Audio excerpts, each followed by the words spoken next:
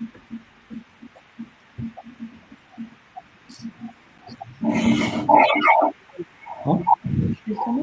Hey.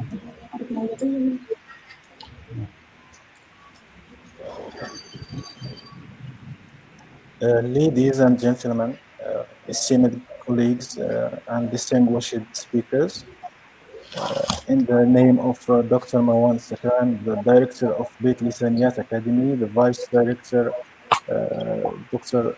Safiya Ksas, the Dr. Abdulkader Mtwati, and the Director of the Linguistics Research and Language Planning Team, and Professor Yassin Jamal Idrisi, the Executive Director of the Academy, and all members of this International House of Linguistics. I welcome you all to this international conference on artificial intelligence and scientific research, organized by the Linguistics Research and Language Planning Team. It's both an honor and a pleasure to see you, so many deducted professors and professionals gathering and following us today to explore the profound impact of artificial intelligence on our research practices and educational methodologies. As we navigate through an area of defined by rapid technological advancement, artificial intelligence stands out as a transformative force across human and social sciences, culture, linguistics research, and multiple disciplines. This conference that will enhance our understanding and inspire innovative approaches to scientific inquiry. Throughout the day or throughout these sessions, we will examine a range of critical topics.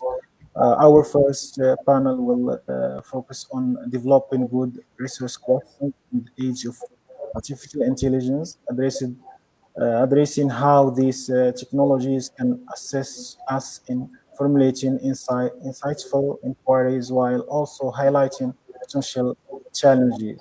Dr. Benzhaf, Bushy Benzhaf, will lead us through this important discussion. Following this, we will delve into the ethical considerations in artificial assisted literature reviews with Prof. Ismail Dahya, emphasize on the importance of maintaining ethical integrity as we integrate artificial intelligence or artificial intelligence powered tools into our research process. Dr. Aziz Qaisi will then guide us into exploring the thematic analysis of qualitative data, pushing the boundaries of traditional methodologies. In the second session, we will our focus to conducting literature reviews using artificial intelligence by Professor Large Reem. This session will provide insights into the practical applications of artificial intelligence in stimulating literature reviews while addressing the challenges that researchers might face. Professor Bilal Amdiaz will with a presentation on improving through artificial intelligence tools, offering us a glimpse into how these technologies can elevate our research outcomes. By the end, we will hear from Professor Mohammed Idrisi, who will discuss in embracing artificial intelligence uh,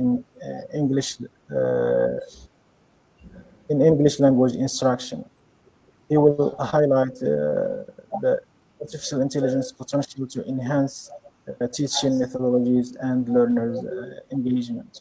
Throughout this session, I encourage you all to engage actively in the discussions through writing your questions and comments uh, within the live chat.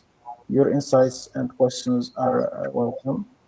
Uh, as we embrace on this intellectual journey together, let us keep in mind that our goal is not only to understand artificial intelligence and its impact on research, but also to raise questions for future research.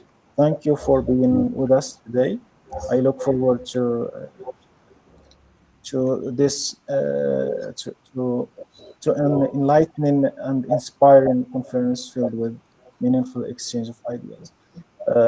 First, let us begin our first session with Dr. Busheib bin Zahaf, the head of Department of English Studies at the Faculty of Letters and Humanities and at Shuaib Kali University in Jeddah. He holds a doctorate in second and foreign language learning from the same institution and actively involved in research through applied in language and culture studies lab, founding member of and secretary general of the local branch of the Moroccan Association of Teachers of English, MATE. Dr. Bin Zahaf research focuses on language acquisition, multilingualism, and assessment with over 30 publications in national and international journals. His work has made significant contributions to the discussion of various fields. Let us join the presentation of developing good research questions in the age of artificial intelligence, opportunities and challenges by Dr. Mizhaf. Dr. Mizhaf, the floor is yours. Thank you very much. Welcome. Yes. Good. So, developing good research questions in the age of AI, opportunities and challenges is the title of my presentation. I'm pleased to be one of the panelists here with my colleagues and fellow researchers. Okay, following are the objectives of this presentation. So we will be speaking about the role of research questions in research. We will be distinguishing researchable and non-researchable questions. We will be speaking about the role of artificial intelligence in all this, how AI can help with the research question.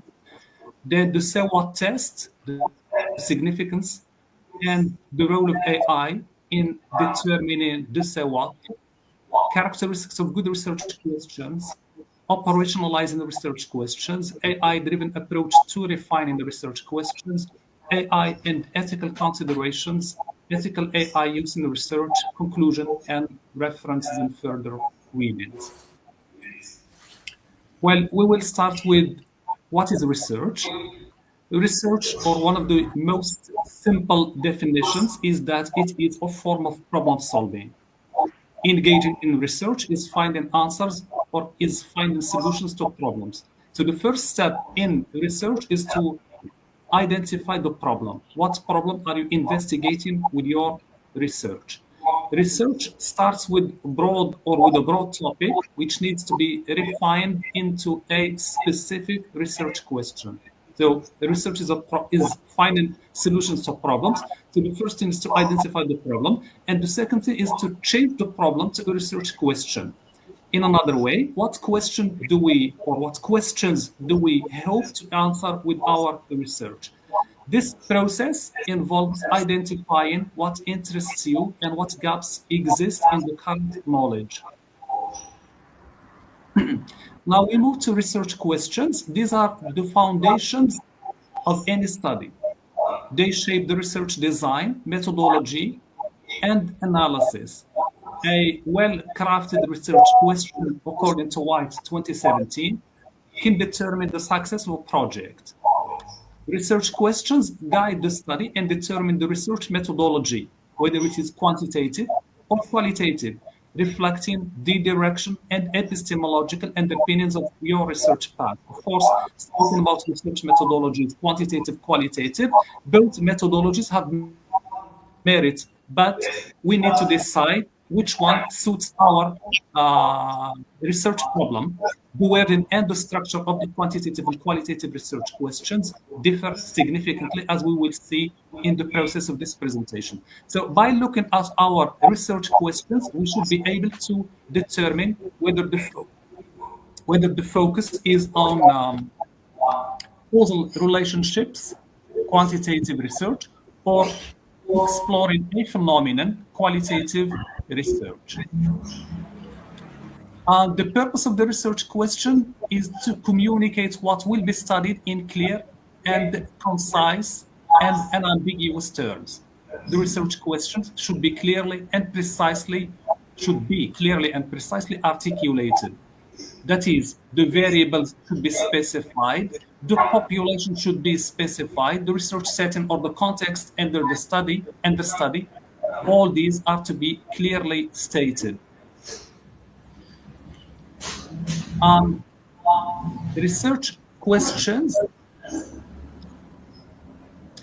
well, we can make a difference between quantitative research questions and qualitative research questions. So while quantitative research questions investigate causation, relationships, and correlations, qualitative research questions investigate experiences, meanings, perceptions, and or phenomena. Quantitative research questions usually start with how much, how many, because they're concerned with quantifying. They can also be started with what. For example, what is the effect of X on Y, or what is the impact of X on Y. They can also start with Y because they're about causation, they're about causality, or they can start with to what extent a question that quantifies data. They may be yes no questions, but in this case, they should be followed up with questions of statistical significance. That is, if the answer is yes, is it statistically significant? Or is the difference between two groups, for example, statistically significant? They contain an independent and a dependent variable. They look at connections, comparisons between variables. Now, two qualitative research questions, these usually start with what, how, but they can never start with why, because why implies causation, and qualitative research questions cannot investigate causality. They cannot be yes no questions because there are degrees, so we cannot be clear, we cannot be about, we cannot determine clearly whether the answer is yes or no. They identify the central phenomena, themes that we plan to explore, and we have to avoid using quantitative words such as influence, effect, relate. So quantitative and qualitative research questions are fundamentally different in their focus, purpose, and the types of data that they seek to collect. Following is a structured approach to developing research questions. According to Booth et al. 2022, we're advised to start with an area of interest. And I think that the reason is clear, because we can never be able to maintain a topic that we are not interested in.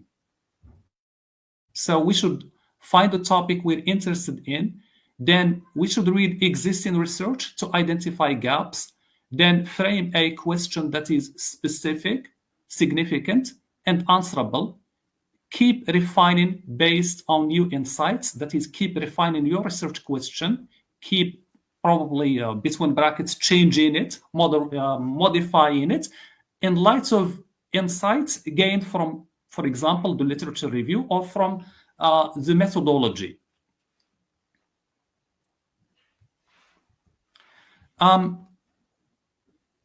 I have an exercise, a short exercise here to the audience. What is the best marketing strategy for electronic equipment? Is this a researchable question? Well, this is not quite researchable because it is very broad. Marketing strategy is not specified. Electronic equipment is also not specific here. So instead of this question, we can move to something like, for example, how do email marketing and social media marketing compare in terms of customer engagement in consumer electronics industry?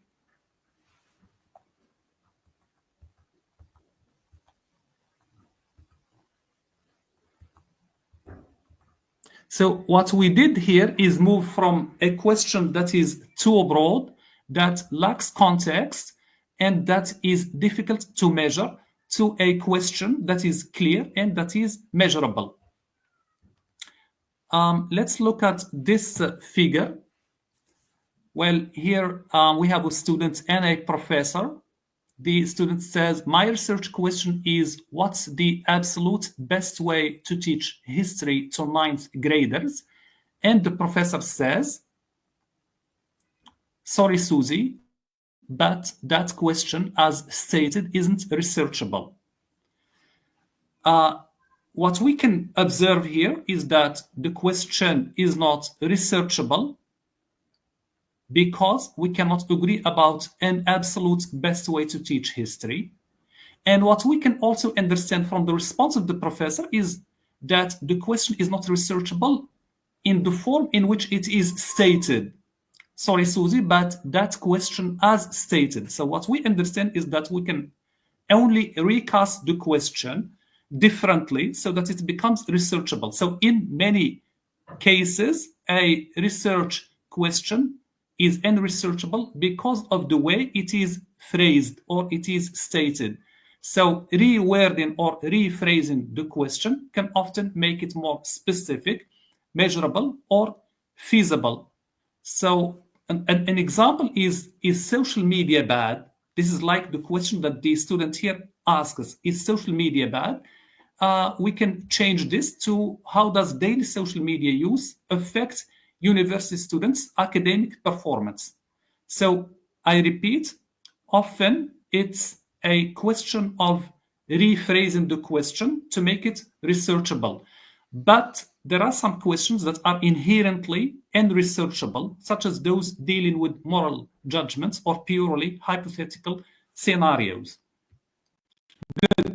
Non-researchable problems, these or non-researchable topics, these are too broad or vague.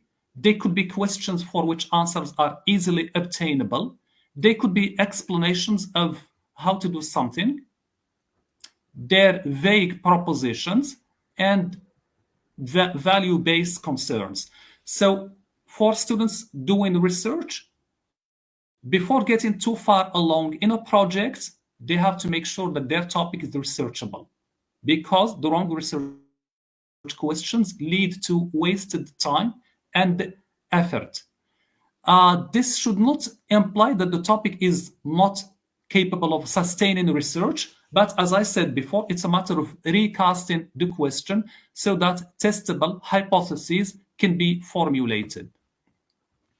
Non-researchable, how to move from non-researchable to researchable questions. We start with this example. Does technology improve students' writing? So how can we articulate this question in clearer and more precise terms? First, what is wrong with this question? Does technology is broad. We have to specify which technological tool. Students, the population here, students is broad also. We need to categorize which type of students, high school students or university students or primary school students. And then we move to writing. What type of writing are we speaking about? So to move to a question that is researchable. So this is what I have been speaking about. Technology, what kind of technology? Writing, which aspects of writing? Students, which level of students? So we need to move to something that is concrete. Consider the following question. How do AI-assisted writing tools influence the academic writing of university students in terms of coherence, structure, and argumentation? And this question, by the way, can be further refined. AI-assisted writing tools, we need to specify which tool. Grammarly, for example, or any other tool that we may be interested in studying. Good. Non-researchable to researchable. So should I put my youngster in preschool? We change it to, do children enrolled in preschool develop better social skills than children not enrolled? What is the best way to learn to read? We can change it to something like, at which age is it better to introduce phonics to children age 5, age 6, or age 7. And then are some people born bad? We can change it to what? Sorry, what's that? What commits, or sorry, who commits more crimes, poor people or rich people? Well, what is the role of AI in all this? AI can help refine research questions by improving clarity, specificity, feasibility, and relevance. We start with number one, enhancing clarity. AI can suggest more precise wording to avoid vague terms and ambiguity. For example, does technology improve students' writing? Refined, how does pro-writing aid influence university students? Coherence, logical flow, and argumentation in argumentative essays.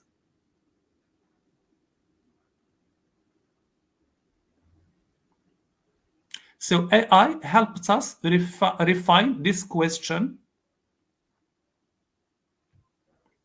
Number two, increasing specificity. AI can help specify key variables such as population, intervention, and outcome. So you can use AI to specify these aspects. Number three, ensuring feasibility. AI can assess whether the question is too broad or too narrow. Ways to make it researchable. Too broad, how does technology impact education? Refined, what is the effect of Grammarly, or what is the effect of pro-writing aid on high school students' grammar, structure, and argumentation in persuasive essays?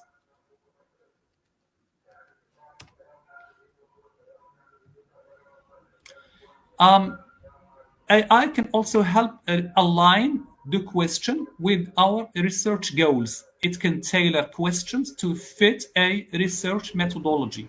For qualitative studies, for example, what are university students' perceptions of Grammarly in academic writing?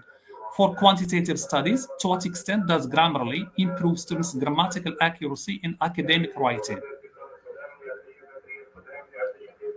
AI can also help with generating alternative research questions. It can suggest variations based on different research angles. Comparative, how does pro-writing aid feedback compare to teacher feedback in improving university students' argumentative writing in terms of structure, argumentation, and coherence? Or longitudinal research design, what are the long-term effects of using pro-writing aid on university students' grammar, coherence, and argumentation in their academic essays over the course of one academic year? So the role of AI in all this, it can help us improve clarity and precision. And to this end, we can ask these questions. Can you make this research question clearer and more specific? How can I rephrase this question to remove ambiguity? It can help us specify the key variables. To this end, we can ask these questions. Can you refine this research question by specifying the technology, writing aspect, and student level? How can I make this question more focused on academic writing? It can also help ensure feasibility. To this end, we can ask these questions. Is this research question too broad or too narrow? Can you suggest a more researchable version of this question? AI can also help us tailor the research question to our research methodology. To this end, we can ask the following questions. How can I adjust this question for a qualitative study? What would a quantitative version of this question look like? AI can also help us generate alternative questions. To this end, we can ask the following questions. Can you suggest different angles for this research question? How can I turn this into a comparative or longitudinal study?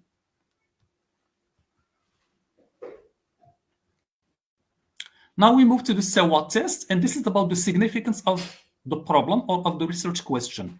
So if I'm studying X, And because I want to answer why, the significance, what can it be? That is, in here, we should think in terms of implications. What is the impact of my study? What implications will it have? What recommendations can I emerge with? So I'm studying X because I want to answer Y, because I want to help solve a real world problem Z. So research, as I said in the very beginning, is finding solutions to problems. So we do research when research has an added value. Answering the "so what" question requires a commitment to not only showing that you have researched the material, but that you have thought about its significance as well. Now, AI can help with the "so what" test. It can help assess the significance, and to this end, we can ask the following questions. Does this research question address an important issue? Why should researchers or educators care about this question? AI can also help connect to real-world implications by asking these questions. What are the practical implications of answering this question? How could the findings influence education policy or technology? AI can also help identify gaps in research by helping us answer these, by helping us get answers to these questions. Does this question fill a gap in existing research? How does this question contribute to the field of writing instruction or educational technology, for example? AI can also help reframe for impact.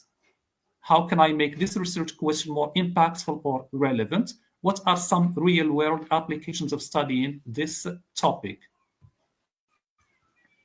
Characteristics of good research questions: finer research questions with each letter in finer having a particular meaning. So F for feasibility.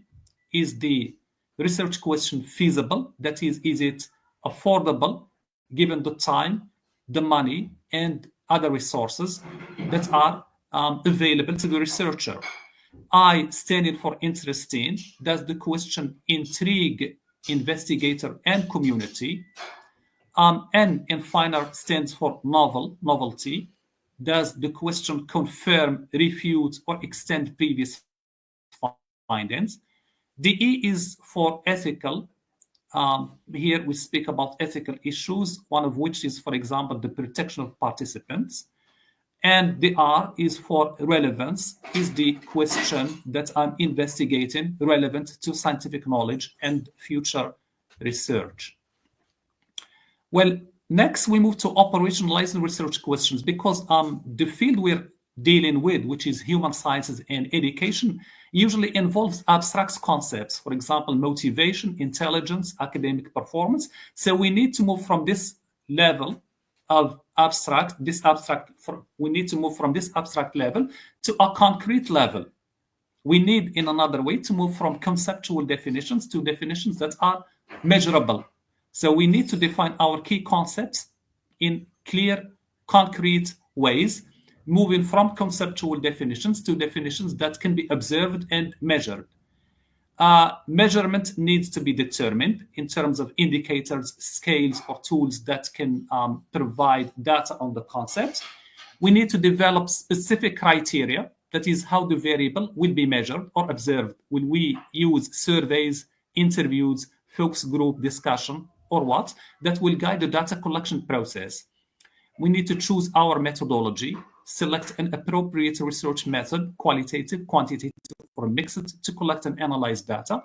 And we need to ensure consistency and replicability.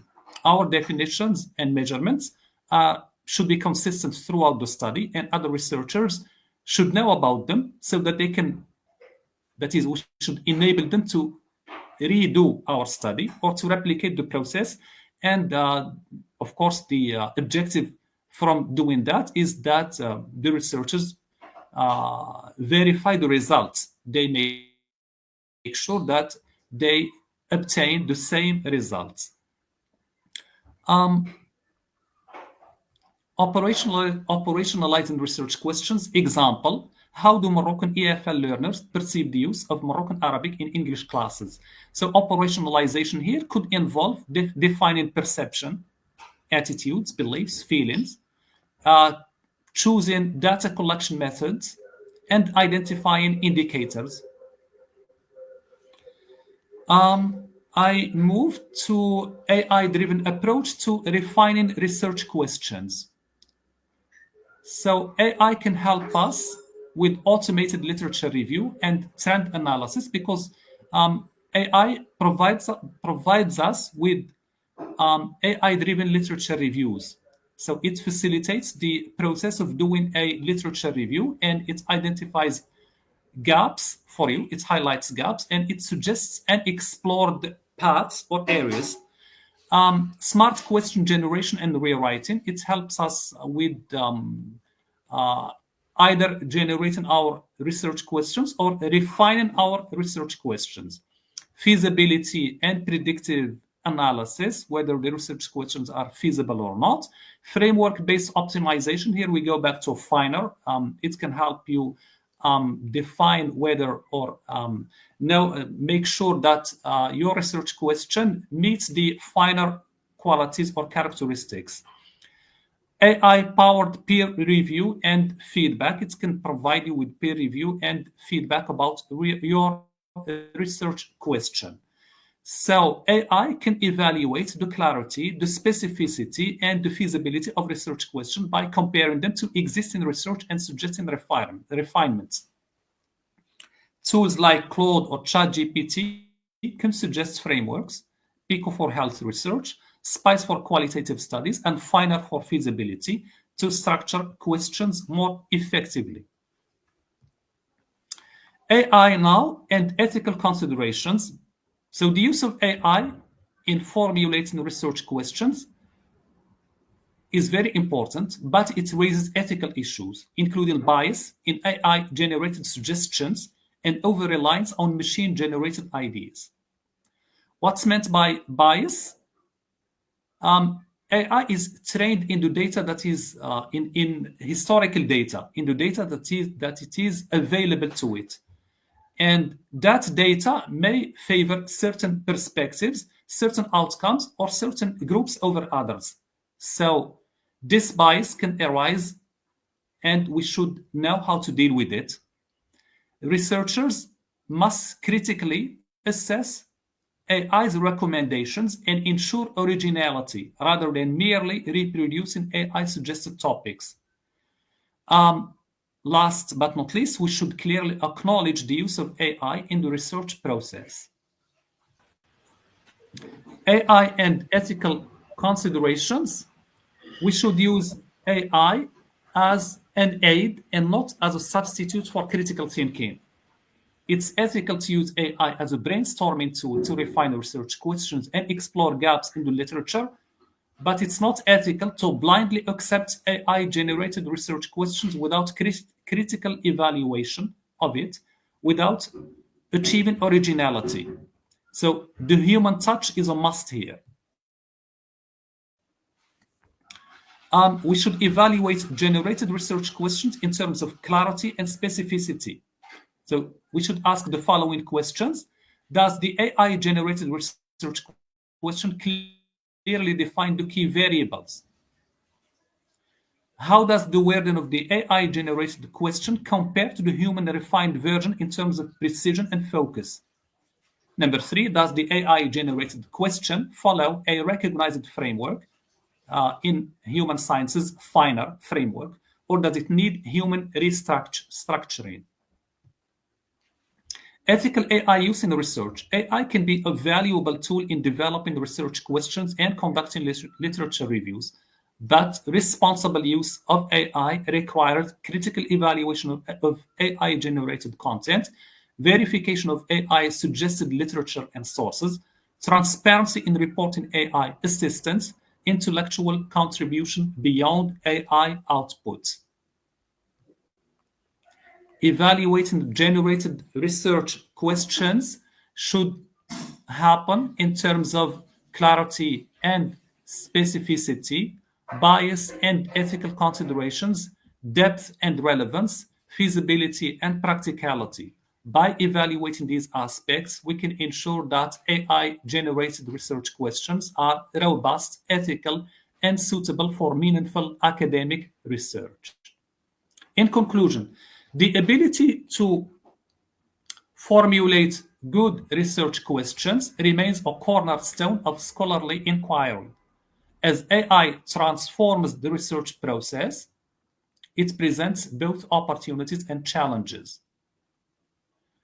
On one hand, so it has both advantages and disadvantages, or opportunities and challenges. On one hand, AI powered tools help us enhance efficiency by aiding in literature reviews, generating hypotheses, and refining research questions. On the other hand, there are concerns such as algorithmic biases, data reliability, and ethical considerations. These require researchers to exercise critical thinking and methodological rigor. In view of this, researchers must balance the use of AI driven tools with human expertise. A strong research question should be clear, focused, researchable, and significant, ensuring that it drives meaningful inquiry rather than merely reinforcing AI generated patterns. So, as we continue to integrate AI into research, ethical awareness and methodological soundness will be crucial in maintaining the integrity of academic work. Ultimately, AI should be viewed as a complementary tool rather than a replacement for critical human judgment in research. With this, I bring this presentation to an end, following our references and further reading. Thank you very much, and good luck. Thank you, Dr. Mizhaf, for this insightful and rational presentation. Formulating good research questions is a pillar for our research that could generate or guide all research practices, steps, tools, and methodology. Artificial intelligence also or use can be also directed by the research question. Let's move very quickly to the Mr. Dahya. Professor Ismail Dahya is an assistant professor at the Higher Education and Training School in Wajda. He is also a NEFL teacher for high school, having obtained his BA in linguistics from Mohammed I University. He continued with his academic journey with a master's degree from Ibn Tufail University. Currently, he is a third-year doctoral candidate at the Applied Communication in Context Laboratory at Mohammed I University, where he focuses on enhancing communication strategies in educational settings. We will explore AI-assisted literature reviews, ethical considerations with Professor Ismail Dahya. The floor is yours, Mr. Ismail.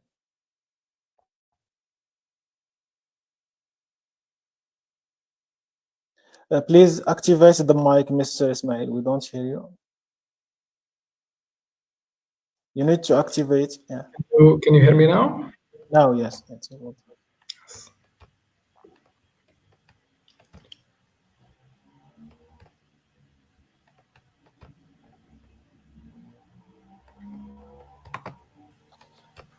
Can you see the presentation? Not yet. Normally, it's already. I have already shared the screen with you. I don't know. Yeah. Just try to reshare it again. Reshare the presentation. Just follow the same steps that we did before. Now it is here. Here. It's there. Yeah.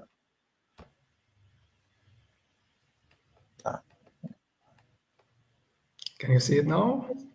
Yeah, it's fine. It's okay. You can move on. Okay. Good afternoon, everyone. I hope you are doing great. So before I get started, I'd like to thank Bitlisaniyat Academy for the opportunity to be part of this interesting and insightful conference on the use of AI and scientific research. As you can see on the slide, my presentation is entitled AI Assisted Literature Review, Ethical Considerations.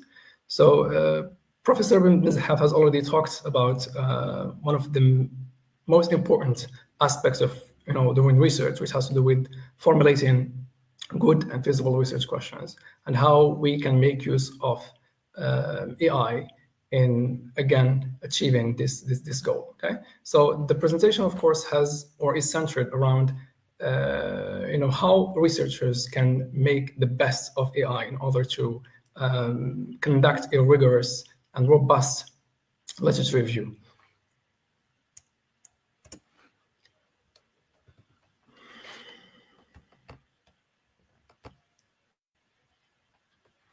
So the emergence of LLMs in the world has sparked, of course, various interests about the effectiveness of AI in the world. Okay, and so for the average, I would say AI enthusiast, we can use AI to do very simple tasks like writing emails and maybe try to, I'd say. Give me 1 minute, please.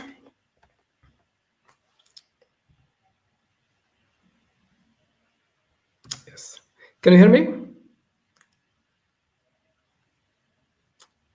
Can you hear me, please? Yes, of course. Okay. So, sorry.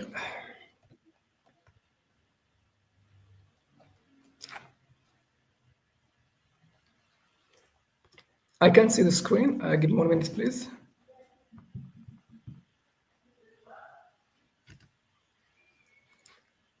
Yeah, I have a technical issue here. Sorry.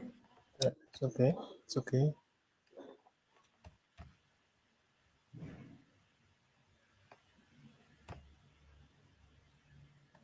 Normally, I can't see the screen. Can you see the screen? Now the screen is clear for us. We see artificial intelligence and scientific research. I Slide. can't see the screen. I think there's a technical issue here. Let me fix this, please. Yeah, it's okay. No problem.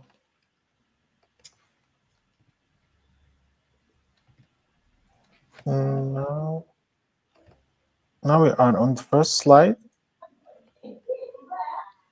Okay, I think it works. Okay, that's it. Okay. Yes.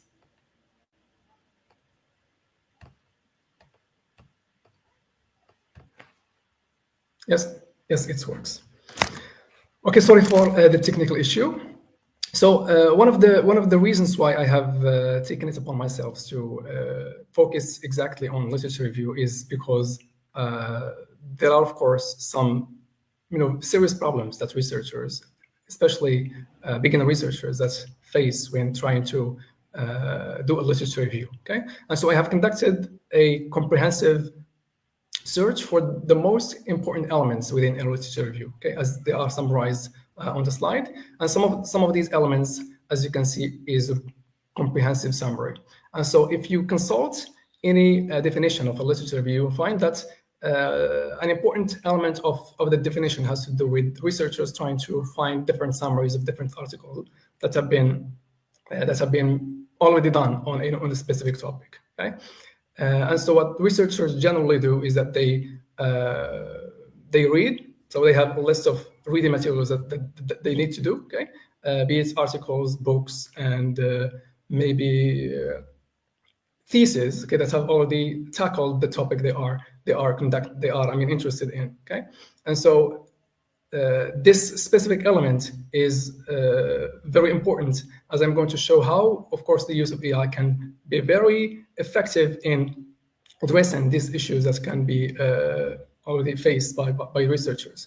And the second one has to do with critical analysis. Okay, and so critical analysis is also a very important element of conducting research reviews. Okay, and why this critical analysis is say relevant to my presentation is that we are going to see how researchers who overuse or over rely on AI tools, okay, diminish their abilities to critically analyze, to critically do research, while at the same time maybe just relying on AI to do their work instead of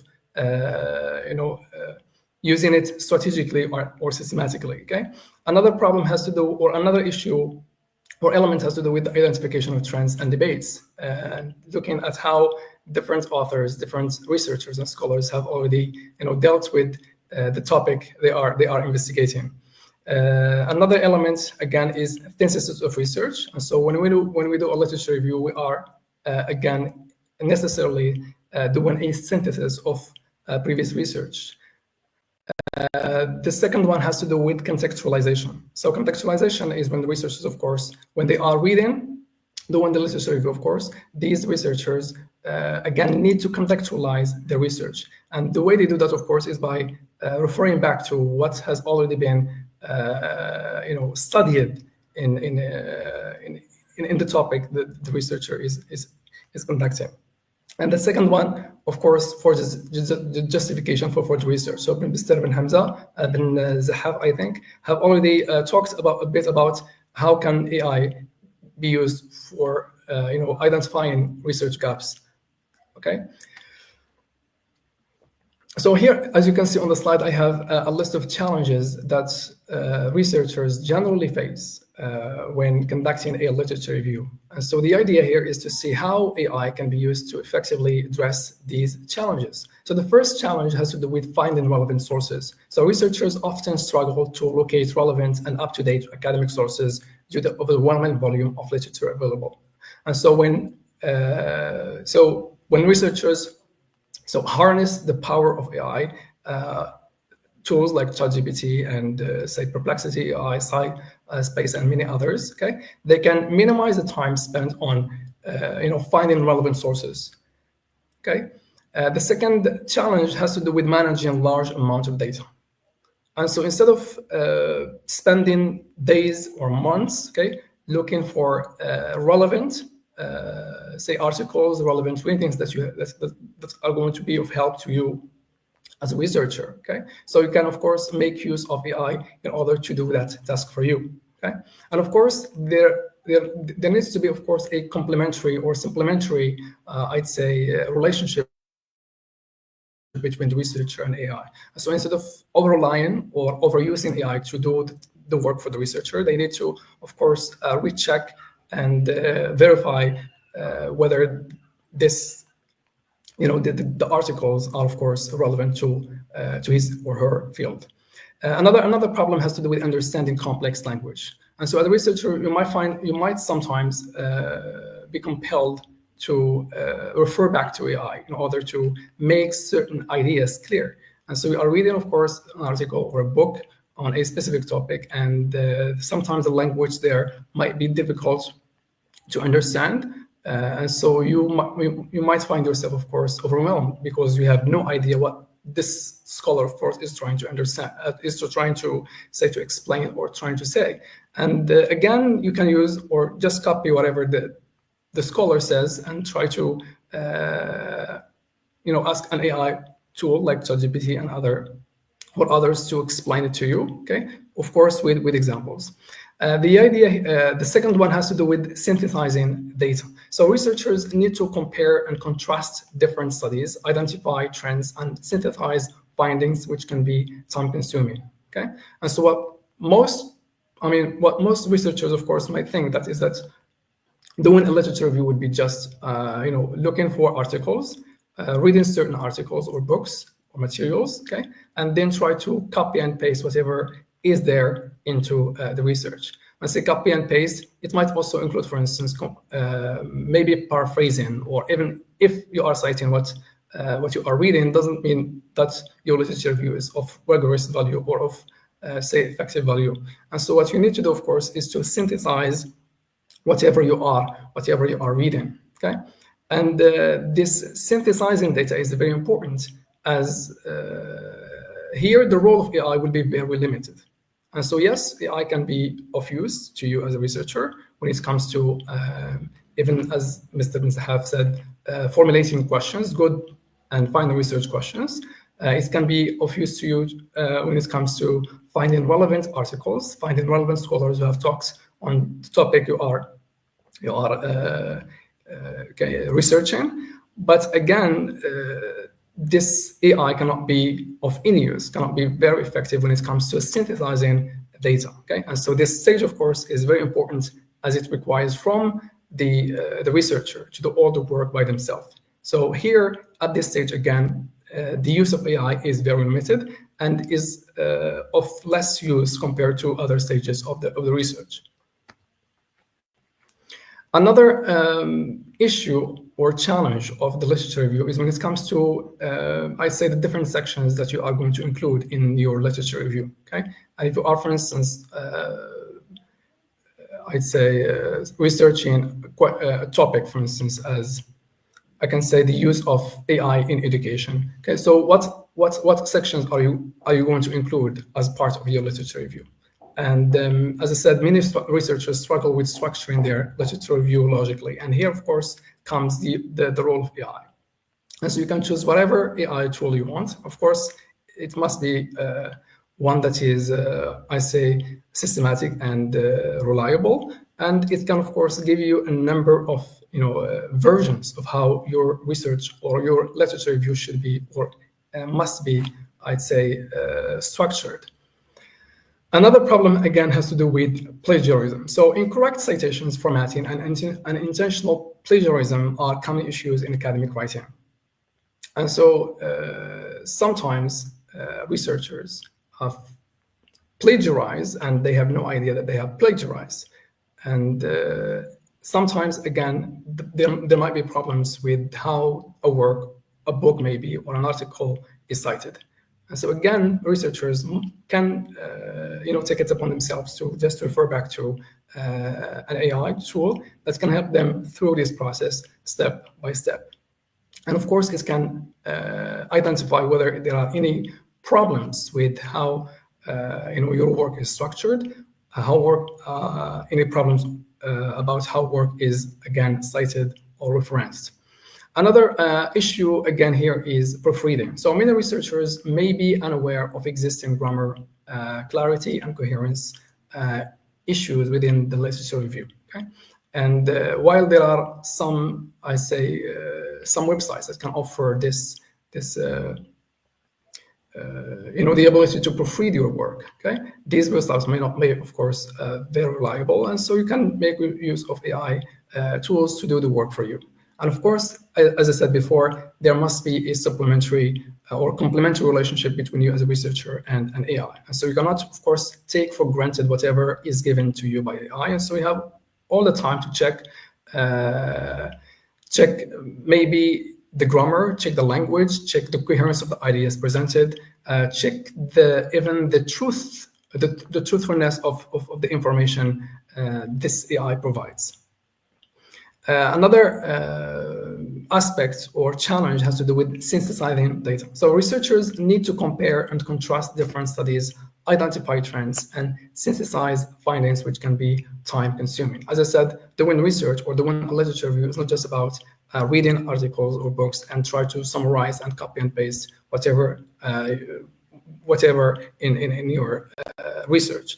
So again, research or good literature review requires from you as a researcher to synthesize the data clearly and to show how the different ideas that you have included in the research compare in terms of, for example, of maybe how they are going, for instance, to add to the existing research, or whether you are going to say criticize certain methodologies that have been misleading or that were maybe insufficient in certain areas of the research.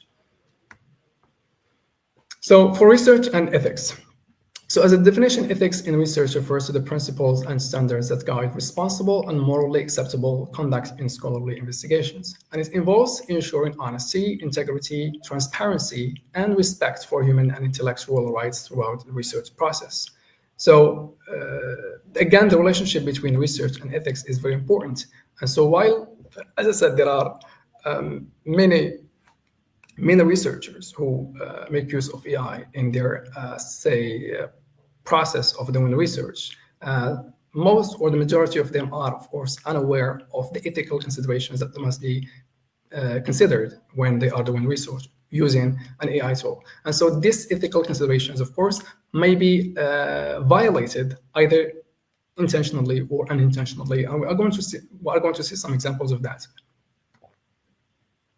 So before I move to some of the rules of thumb that must be considered by researchers doing their literature review, okay? So here are some of the most widely used AI tools, especially when it comes to doing a literature review. So we have, for instance, SciSpace, we have Elicit, Perplexity AI, ChatGPT, ChatPDF, Grok AI, Consensus, etc. So for SciSpace, for instance, one of the best AI tools ever, especially for researchers who are having problems finding relevant and up-to-date resources for their work, for their research. Okay, and so what this SciSpace, for instance, does is that you just write maybe your research question or maybe the title of your research, and then it will give you a list of all the articles that are relevant to that specific title. And again, you can choose whatever article you want, and you can ask questions about that specific research. You can ask questions, for example, about the methodology used in that specific article. You can ask about the results of that specific research. You can ask, for instance, about relevant other questions that might be, of course, of use to you as a researcher. Okay, and we have again Elicit that can pretty much do the same thing. Perplexity AI, ChatGPT. You are already familiar with the different or the myriad uses of this tool, especially in research purposes. And then we have ChatPDF, which again can allows researchers to just upload a PDF article, book, whatever reading material you have. And then you can ask questions, again, like SciSpace. You can ask questions about maybe the research gap existing in that specific article. You can ask questions about the literature, the different scholars mentioned in that literature review, along with many things. So here are some rules of thumb for researchers doing the literature review, okay, using AI. So again, don't use AI to write sections. So AI-generated text lacks originality, critical thinking, and scholarly insight. So using AI to write entire sections of research questions, such as a literature review, methodology, or conclusion, is unethical and may result in misleading or low-quality work. So again, this has to do with the originality of the work that you are producing. And so what you need to do is not to rely on AI to write whole sections for you, or to even generate things by itself. So here again, as I will show you again, we need to use AI just for very simple but important stages of the research, and this has to do with brainstorming again ideas. Okay, locating relevant and important resources, and along with many other things. But again, to write a whole section using AI would be unethical. And the ethical issue here is not just you are writing something that is not yours. That's not the main issue here. Is that the main issue has to do again with whether what you have written, whether what AI has written or provided to you is actually true, is actually up to date, is actually maybe relevant to what you are working on. And this again brings us to the second rule, which has to do with fabricating data. So the rule doesn't say, of course, fabricate data. It says that AI will generally fabricate data. Okay, and so you have to be careful as a researcher to verify, to check whatever is given to you by AI tools. So AI cannot conduct experiments or collect real data. So using AI to generate fake research data, statistics, or results is considered academic fraud. And so when I say generating fake research data, again, may be intentional or unintentional. And so at some stage, you will ask, for instance, a specific AI tool to generate maybe questions for you, or to say what a scholar has said. So what did, for instance, Julian House say about this topic? And then the tool is going to give you mirrored information about that specific question. And the question again is whether these information are actually true or not.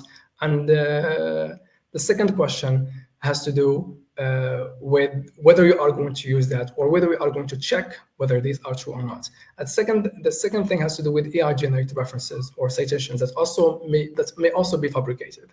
And so you might, for instance, ask an AI tool to give you a list of scholars who have worked on a specific field.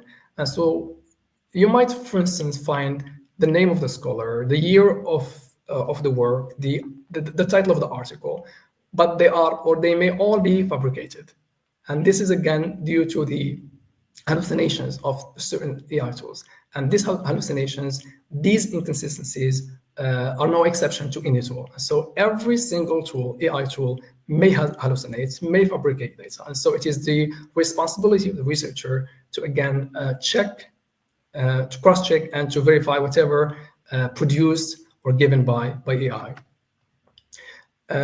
So AI-generated references, AI-generated references or summaries may contain errors or hallucinations. So always verify the accuracy of AI-suggested sources by consulting original studies. And the last one, be transparent. So clearly disclose the use of AI in the research process, specifically how it was used for literature search, synthesis, and analysis. As you can see on the slide, we have an example of AI disclosure. So it has to do with being transparent when using AI in your research. And there are, say, a number of universities and institutions around the world which have put forth some guidelines for researchers on how AI should be used, okay, and when it should be used, and how it should be used, okay. And you can see, for instance, on the slide, according to Princeton University, right? Rules and responsibilities, Princeton University students must confirm AI is permitted by an instructor and disclose the use of AI in any academic work. And so it specifies when, again, it should be used, how it should be used, and maybe when it should not be used. Okay, and whenever you use something, for instance, AI to write maybe research questions, or to refine the research questions, or to maybe find relevant resources for your research. Again, this must be mentioned in the research. So it can be, for instance, done in the methodology, maybe done at in a separate section. But again, you have to check the various guidelines put forth by different institutions on how the AI should be mentioned and how it should be cited. Okay, I think that's it for my presentation. Thank you so much. Thank you, Mr. Dahia, for this rich presentation. Of course, literature review facilitates contextualizing our research and building our theoretical framework. Indeed, researchers face several challenges while using artificial intelligence, but also there are positive impacts of artificial intelligence on researchers' practices as well. As you said, facilitating planning or structuring the research. It seems that Dr. Aziz Qaisi is facing some technical problems. Therefore, we can move to the discussion of the two previous presentations before we go to the second session. Dr. Ben Zahaf, if you are here with us. We have Mr. Ismail as well. Yes.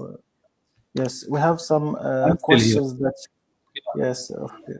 We have some questions that some followers have. Good. For example, we have Mr. Mohammed Haddawi says, does artificial intelligence facilitate the task for researchers or kill creativity and higher order skills such as critical thinking? Well, the answer is yes, it does facilitate the process of research because it can do things that humans cannot do. It can process it can process tons of information. But does it create creativity? I don't think so. We need to exercise our critical thinking. We need to exercise our creativity because as went in the process of my presentation, in the process of my colleague, Professor Dahia, we need to evaluate the information that is provided by artificial intelligence. Artificial intelligence can sometimes hallucinate and give you fabricated data. So you need to evaluate that information that's provided against credible sources, against trustworthy sources, and pass your judgment. Artificial intelligence also cannot be treated as a co-author, but just as a tool that helps and as a tool that sometimes fails. So it does facilitate the process of research, but we need to exercise our judgment regarding the reliability of the data by comparing the data, trustworthy sources. That's it. Thank Yes. you. Thank you, Dr. Ben Zahak. We have another question from Professor Rida Al-Ghandour. He says, would you elaborate more on how to choose the population of the study and the sample? It depends on your objective, the objectives of the study. What are your objectives? Are you studying, for example, the impact of technology at university or in high school? So if your objective is to investigate, let's say, the impact of technology at university, then the population is the university students, and then you should choose your sample from that population. For quantitative research, there are rules, in fact, but let me pass this simple rule that 100 is enough. 100 participants is quite a good size number. For qualitative research, the criterion is saturation. We continue to collect data until no new themes emerge, until no new information produces itself. So we stop there. If the population is homogeneous, I think that something between 10 and 20 can be enough. If the population is heterogeneous, then I think that we can go up to 30. But the criterion is data saturation. When we continue to collect data until we stop receiving new information. Thank you again for your insights. And we have another question from Professor Jawad Mazouzi. He says, if the researcher use the research question refined by artificial intelligence, would it be considered a form of plagiarism? Well, I have spoken about transparency, and Professor Dehya has also spoken about transparency in disclosing the use of AI. Where there's nothing wrong with using AI, but you have to acknowledge the use of AI, and you have also to explain how you used it. Okay, so don't stop at acknowledging the use of AI, but also disclosing, and this is something that has been emphasized by Professor Dehya, disclose how you used AI in your research. So it qualifies as a kind of plagiarism. It qualifies as a kind of plagiarism if you don't acknowledge, if you're not transparent about the use of AI. And let me also add that it's hard to qualify as plagiarism because AI is not a writer, is not an author, but just as a tool, just a tool. But still, we have to acknowledge the use of this tool. Can I say something? Yeah. So even though actually it's not a writer, but again, plagiarism has to do with maybe saying that you have written something that is not yours. And so when you use AI, for instance, to generate, as I said, something, not to refine what you have already written yourself, to generate something, I think it counts as plagiarism. And again, you mentioned the fact that acknowledging that you used AI is not enough, which is of course very true.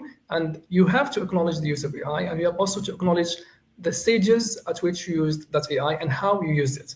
So you must, for instance, there are some international academic guidelines for AI use that states that you have to, not just acknowledge, as you said, the use of AI, but again, to provide the output and the input, meaning the prompts that you used to ask AI to generate certain things. Okay, so again, this differs from from different academic institutions. For instance, Elsevier says that AI should not be used at all, even for the refining, for maybe refining something that you have already written yourself. It's not allowed to use it. Okay, and there are of course other academic institutions that may allow, for example, AI tools to be cited as maybe as I would say reliable sources. So you can, for instance, cite something that AI has written for you, and in the references you include the name of the tool. So ChatGPT or Perplexity AI or whatever tool you used. You also use maybe the prompt and the year or the time that when you use that specific AI. Thank you, Professor Dahi. I can't agree more. And there are some journals now that tolerate the use of AI, that just want a disclosure of this. There are some journals that that require that you mention using AI in acknowledgement. I acknowledge using AI in this to write or to refine this section. So or to refine language. Yes. These guidelines actually differ from journal to journal. Okay, so you might find that there are some guidelines that are inconsistent when it comes to how AI should be used in the research. Okay, so these guidelines they haven't agreed on certain guidelines that are universal that every researcher must abide by, and there are again some controversies on some of these guidelines. Yes, thank you. Yes, thank you. Thank you again. We have another question that is addressed to Mr. Dahya by Mohammed Haddawi. He says, how can we rely on artificial intelligence when it is second and inferior to human intelligence? It could mislead researchers. Any explanation, he said. Yes. Again, he is somehow right. There are some capabilities of AI that humans don't have. For instance, a human being to go through 20 or 3 articles maybe in 1 minute or in 5 minutes, that would be impossible. Okay, and so there are again some skills that humans lack, or maybe they need time to accomplish. And so here comes the role of AI. Okay, and again, I talked about the over-reliance, certain stages at which you should not use AI at all. Okay, especially when it comes to I'd say writing whole sections. So relying on what AI writes rather than just asking AI to maybe refine, as I said, or ask it to explain certain ideas that you wrote yourself.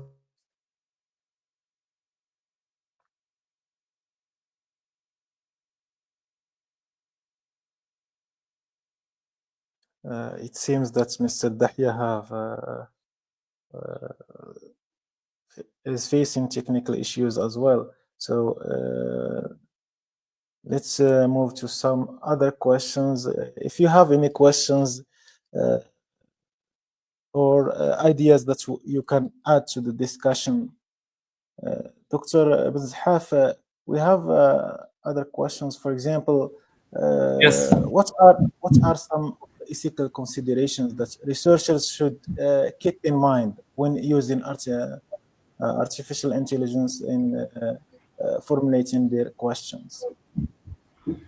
Well, same ideas that we have been speaking about. They should keep in mind that AI is not a co-author, that it is a tool, that it makes mistakes sometimes, that it hallucinates, that it fabricates. So they should use this tool in a critical way or with a critical mind. They should that is exercise their critical thinking. They should evaluate the information against trustworthy sources. They should also seek expert opinion. Researchers, in fact, should work together. So we could exchange our data, we could exchange that information that's provided by AI. We can evaluate it in groups, in teams. So we should work in teams. This is very important. Okay, thank you. Are there any artificial intelligence tools that you found beneficial and you can recommend using them in formulating research questions? Professor Dahia mentioned some. I think that the most widely used one is ChatGPT. I think this is the most widely used. Of course, there are other tools. I don't know whether, can we speak about NVivo as an artificial intelligence? Probably. Yes. Indeed, So it NVivo is contains widely used yeah. by qualitative researchers to analyze their qualitative data. And there are other tools that Professor Dahia spoke about. Okay, thank you, thank you. What challenges you have encountered when integrating artificial intelligence into the research questions formulation process, and how can these challenges be overcome? Well,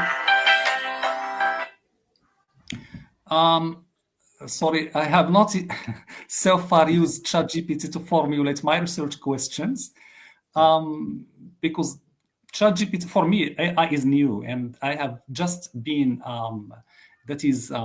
looking at how it can be used to help with the research. I have also looked at some YouTube videos by Professor Mark Saunders, the professor of research methods who came up with the research onion. He has a video in which he speaks about Gen AI research questions. And I followed that video. It's interesting. I think that I followed the way he explained how to use AI in research, how to use AI to generate research questions, and how to use AI to refine research questions. I think that the audience can track this YouTube video by Professor Mark Saunders and learn from it. They can also, of course, learn from these presentations that we're giving here today. Thank you Thank you. so much, Ms. Benzha, for all these ideas that you shared with us today. Let's move to Mr. Dahia again. Mr. Dahia, could you elaborate on the specific ways artificial intelligence tools enhance the efficiency of literature reviews, and how do they compare to traditional methods in terms of time and accuracy? Okay, so the most important thing when you have, for instance, we have research to conduct has to do with the title. So you have a title, you want, for instance, to identify the research gap. Okay, you have some research questions, and research questions lead you to identifying the research gap, what you are going to say focus on exactly. Okay, and again, to identify the gap, the research gap, you have to do a lot of readings. So it might take you again weeks and weeks to just identify the research gap, and this is because you will be required to read, I say, tens of articles and books, okay, on that specific topic of yours, and this again can be easily done using again reliable AI tools like ChatGPT and Grok, the recently emerged AI tool. Okay, and so AI in this case can reduce the amount of time spent on works or tasks that can be easily done, okay, in a minute or in 5 minutes, okay. And even though if it takes 1 day to do, you will still have again the time to verify whatever given you by the AI, okay. And this verification comes, for instance, when you just check whether the sources, the scholars given by the AI are actually true or not. And so I have come across, for example, some issues with the use of AI. For instance, you might ask ChatGPT to give you maybe scholars who specialize in translation, for instance, okay?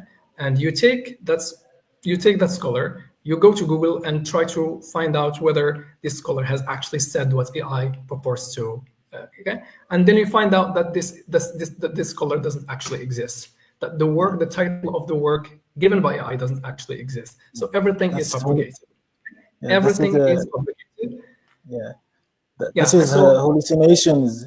Hallucinations, yes. Okay. As I said, there are no exceptions to any AI. Okay, when it comes to hallucinations, when it comes to the fabrication of data. Okay, and so if you, for instance, use a fabricated data, okay, AI will not be held accountable for that. So you will be held accountable for whatever misuse, whatever misdemeanor comes from your part. So it is your responsibility as a researcher, again, to cross-check, to verify all the data, all the resources, all the information or the ideas presented or produced by AI. Thank you.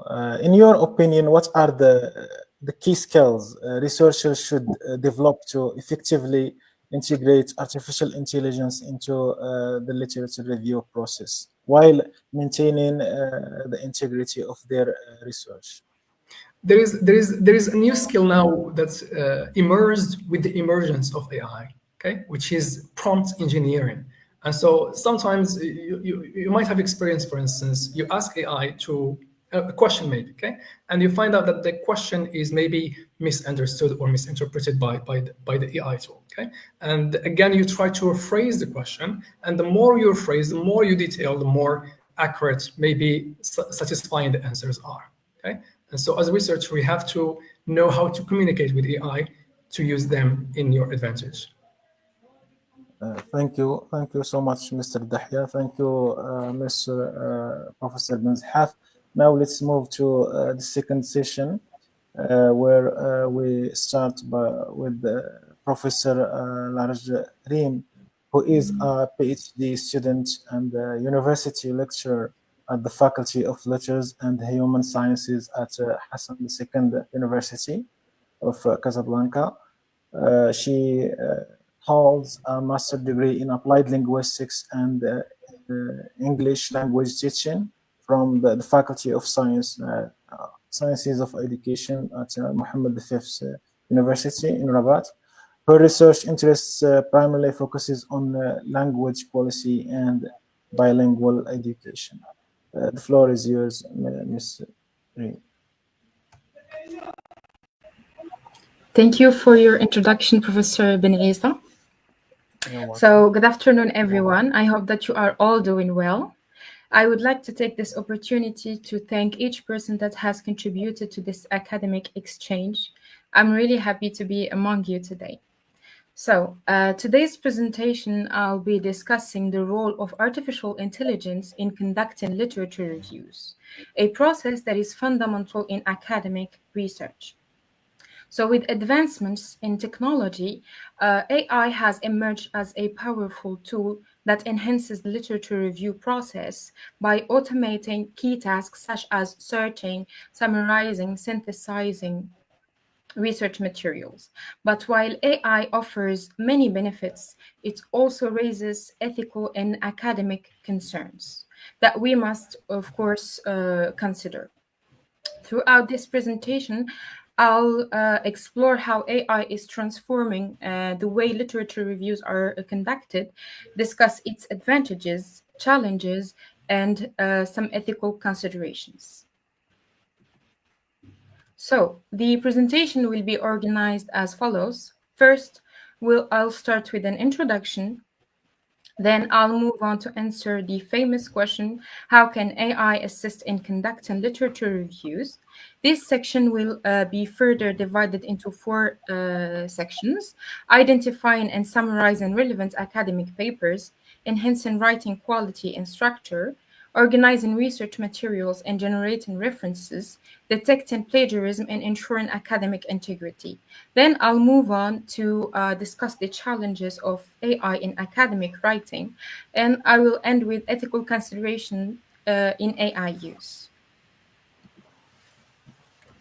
So, the literature review is an overview of existing knowledge. It involves analyzing scholarly sources and identifying research gaps. It is a crucial component of any research project, as it helps researchers to understand the existing body of knowledge, critically evaluate different studies, and identify gaps that need further investigation. However, conducting a literature review is a demanding task, as it requires extensive reading, analyzing, synthesizing, from numerous sources. This process can take weeks or even months. So, the traditional way of conducting literature reviews comes with challenges. First, it is time consuming, and searches may be incomplete, leading to gaps in knowledge or in coverage, and the sheer volume of literature makes it difficult to stay updated. These factors together make the literature review one of the most intellectually demanding stages of research. So, with these challenges in mind, how can researchers improve the efficiency and accuracy of literature reviews? This is where AI comes in. So AI is revolutionizing the way research is being conducted, offering new ways to enhance literature reviews. AI reduces the burden of time-consuming tasks, allowing researchers to focus on deeper analysis and critical contributions to their field. AI tools can help improve efficiency and accuracy in conducting literature reviews. And AI-based literature review tools help researchers save time by automating key literature review tasks, for example, searching for relevant studies, filtering and selecting key papers, analyzing and summarizing findings, and synthesizing information into structured outputs. But how the question that arises here is, how do these tools work in practice? Let's explore some key functionalities. So first we have identifying and summarizing relevant academic papers. One of the biggest challenges that researchers might face in conducting literature reviews is identifying relevant sources, reading, synthesizing, summarizing large volumes of academic work. Here, AI-powered tools can assist researchers in finding, organizing, summarizing academic sources more efficiently. So they can categorize research papers based on relevant citations and keywords. They automate systematic reviews by detecting recurring themes and patterns across studies, and they can extract key points from research papers and generate structured summaries of multiple sources, helping researchers save time. Here we can take, for example, the tool of connected papers, which is a tool that visualizes relationships between studies, helping researchers map out trends in their field. Another example can be ChatDoc, which is a tool in which the researcher can upload any research article or research paper and ask questions about research gaps, methodology, etc. So beyond content retrieval, AI can play a key role in refining and enhancing writing quality and structure. AI tools can assist researchers in improving writing quality and grammar accuracy, enhancing clarity and readability, organizing literature review structure, and enhancing clarity and coherence. Tools, for example, like Grammarly, ChatGPT, or Quillbot, can help ensure clarity, coherence, and grammatical accuracy. We have also the example of the Hemingway editor, which can highlight overly complex sentences and improve readability. So, with these tools, researchers can produce clearer, more polished, and well-structured literature review. Now, let's look at how AI helps with managing research materials and citations.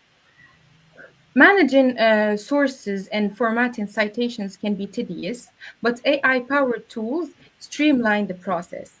AI tools like Cite This For Me and Paperpile generate citations in different styles: APA, MLA, Chicago style. In addition, reference management tools like Zotero, EndNote, and Mendeley integrate AI to automatically format citations and help researchers organize references. So these tools can save time, minimize errors, and enhance research efficiency, ensuring that citation formatting is both accurate and effortless. But proper citation alone isn't enough. We must also ensure academic integrity. So the next point is detecting plagiarism and ensuring academic integrity. AI-powered tools like Turnitin, Grammarly, and Copyscape can detect plagiarism by comparing text against extensive databases.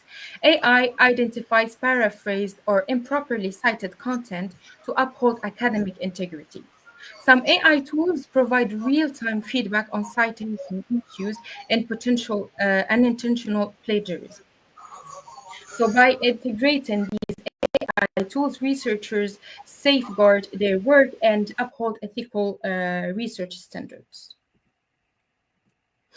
So while AI can offer advantages in academic writing, it also presents several challenges and risks that researchers must navigate. First, the first challenge that we might discuss is the impact on critical thinking. So the over-reliance on artificial intelligence can reduce engagement with complex ideas, affecting analytical skills.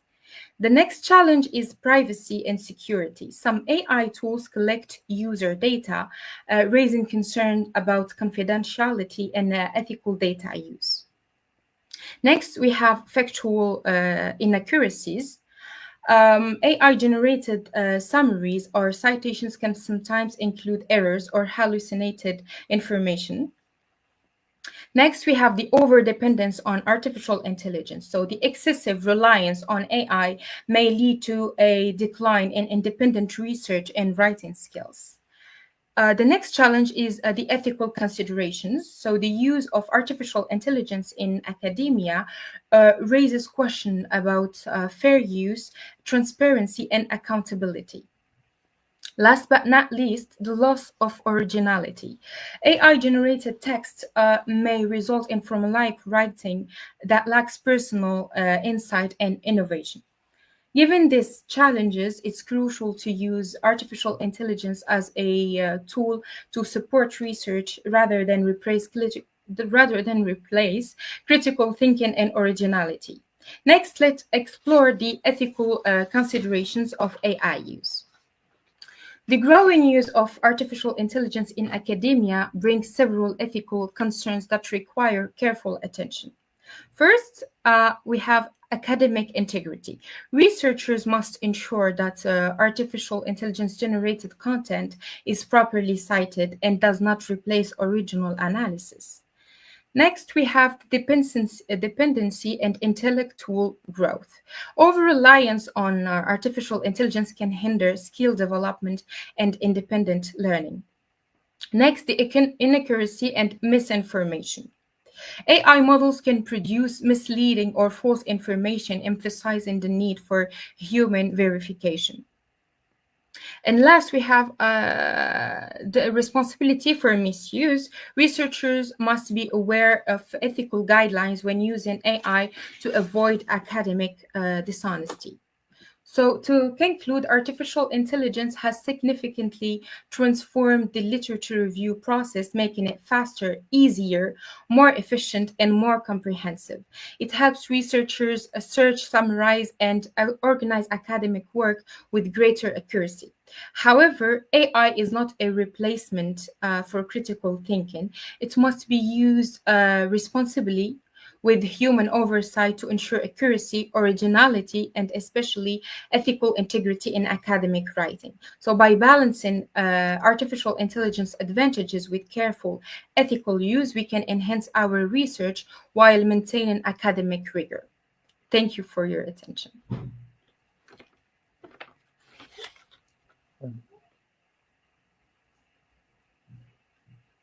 Thank you, Professor Reem, for your insightful presentation.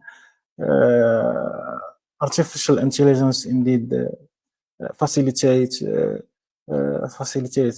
searching for previous and relevant studies related to our research, and we can save time and efforts while classifying, citing, and also planning the steps that we will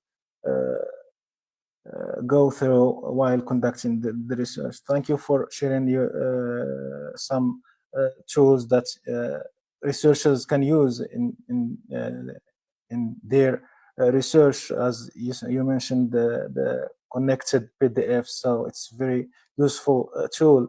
There are several researchers who are using InVivo, as Mr. Benzhaf said, and they don't know that it includes artificial intelligence.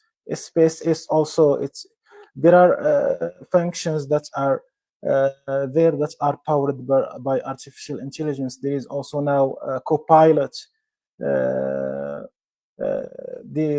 researchers also use online surveys as well. They generate data and they provide us with graphs and so on. Thank you so much. Now let's move to Professor Bilal Amdiaz, who has been didactic educator since 2011. He holds a BA in English and a master in linguistics from Qadi Iyad University. Currently, he is a part-time lecturer at both the Faculty of Letters in Mohammedia and the Faculty of Science in Rabat. As a PhD student in applied linguistics, Mr. Amdiaz focuses on language planning and policy, exploring the complexities of language use in educational context. He will share with us valuable insights into improving scientific research using artificial intelligence tools. The floor is yours, Mr. Bilal. Yes, okay. Please activate the mic. It's not activated. Yes, good afternoon, everyone. I hope you are doing great. First of all, I would like to thank Bitlisaniyat Academy for giving us the floor to present on the issue of artificial intelligence and its impact on scientific research. My contribution is entitled Improving Scientific Research Using Artificial Intelligence Tools. In this presentation, I will focus just on 5 artificial intelligence tools, which, among others, have proven their efficacy and utility in research. These tools are Zotero, Mendeley, Elicit, PaperPal, and Quillbot.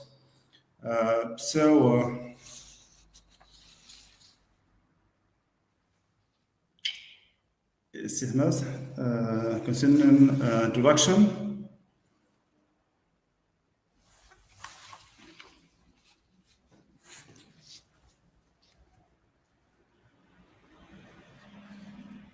Yes, concerning introduction, the integration of artificial intelligence has played a major role in changing academic landscape in recent years. The rapid development of artificial intelligence is transforming how researchers conduct studies, manage research reviews, and analyze data using artificial intelligence research tools.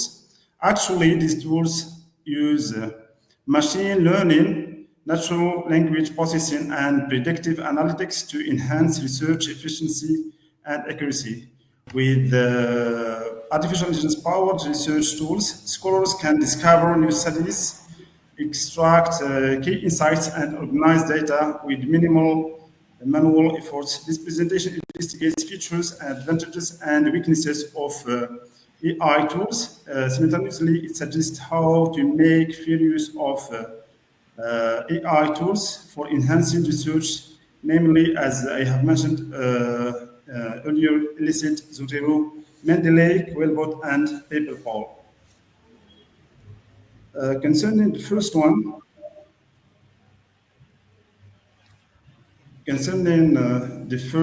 tool, which is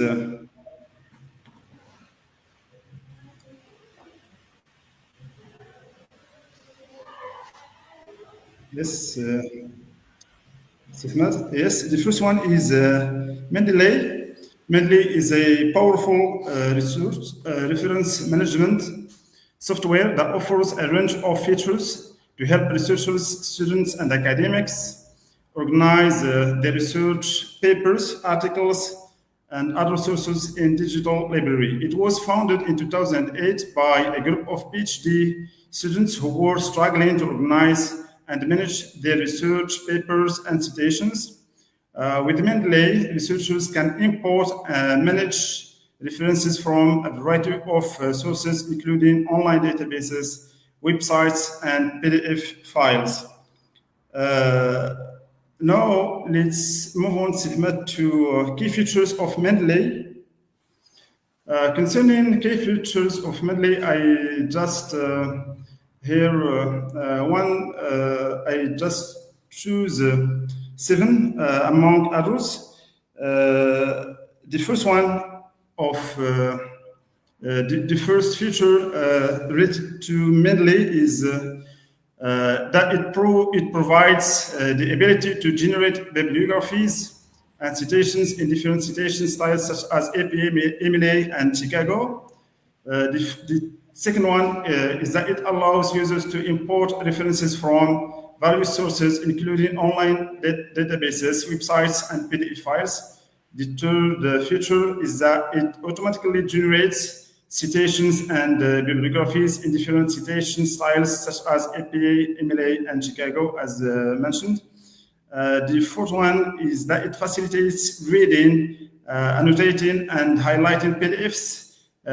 Since Mendeley PDF Viewer allows users to read, annotate, and highlight their PDFs within their citation library, this can help users stay organized and keep track of their notes and thoughts.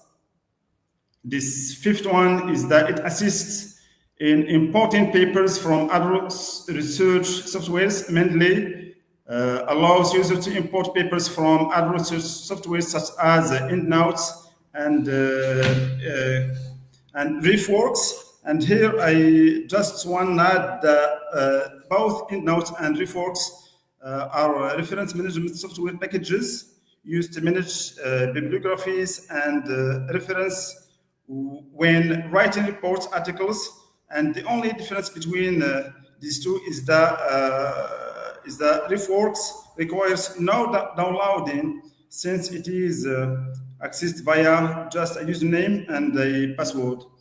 And the sixth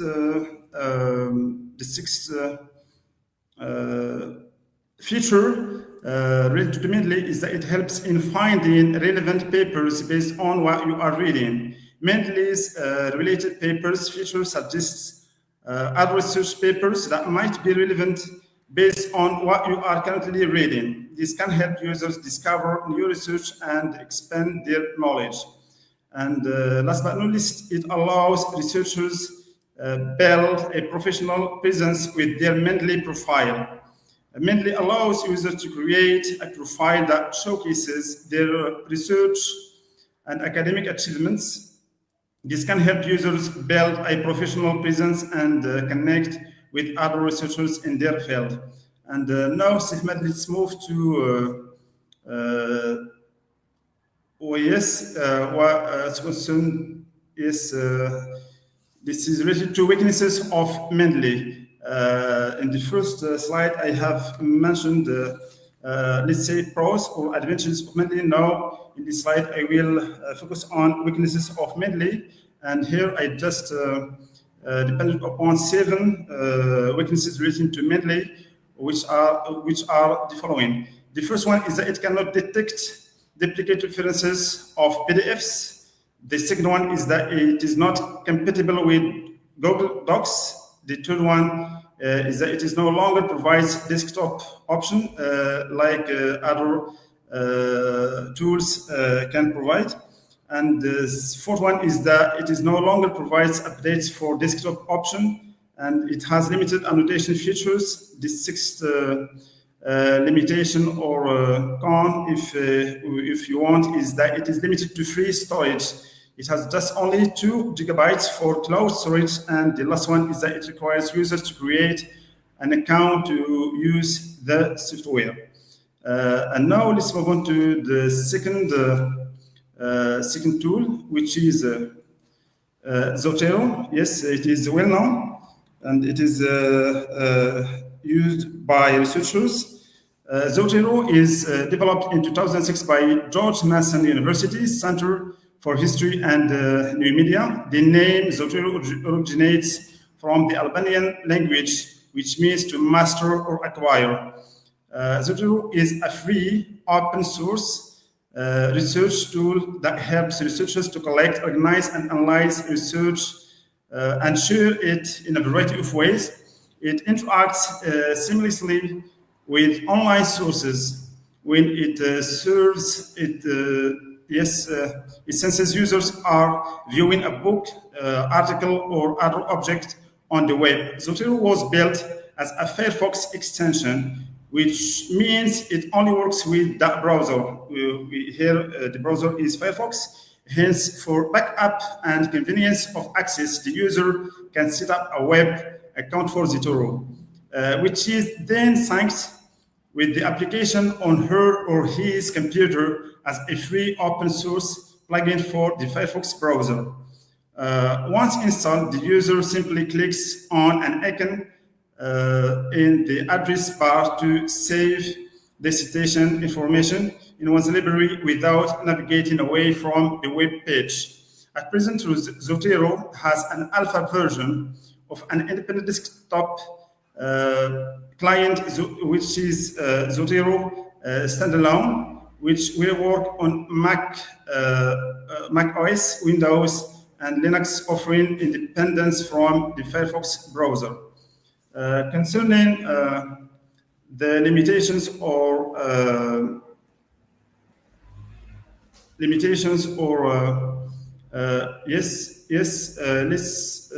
let's now discuss features of Zotero.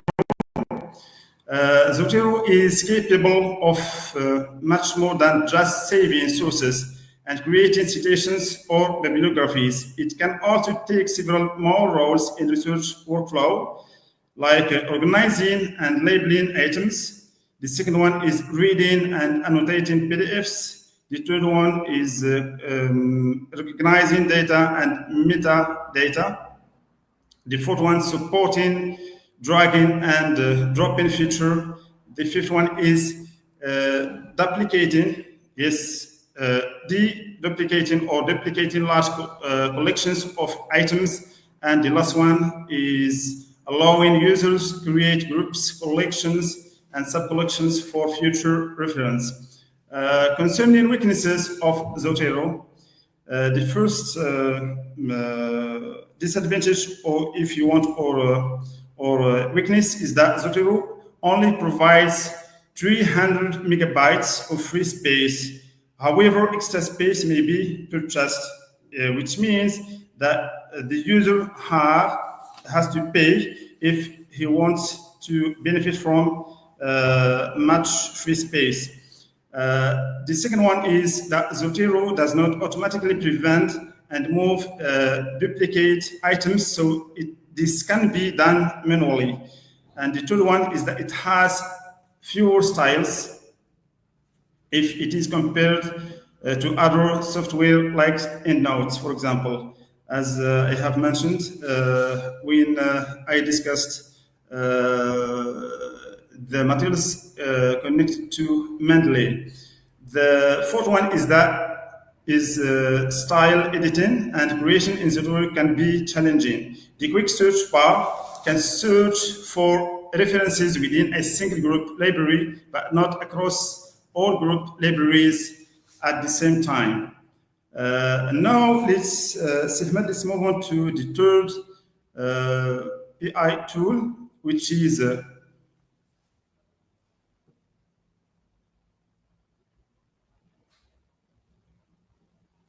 Elicit. Elicit is an innovative artificial intelligence powered tool designed to revolutionize the way researchers handle their work, enhancing efficiency and accuracy in academic research.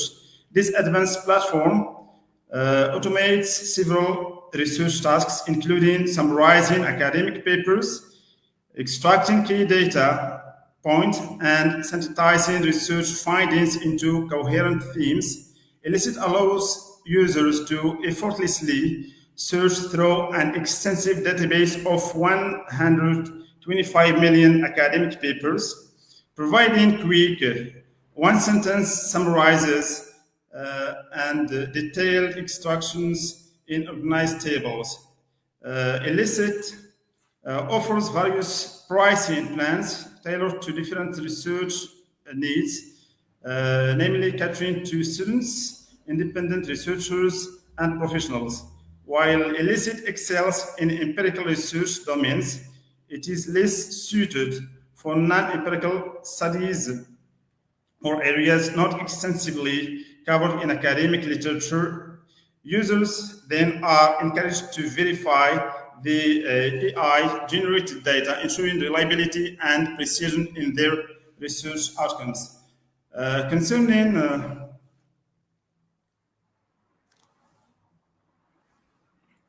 the features relating to Elicit, here I have chosen 9 among others.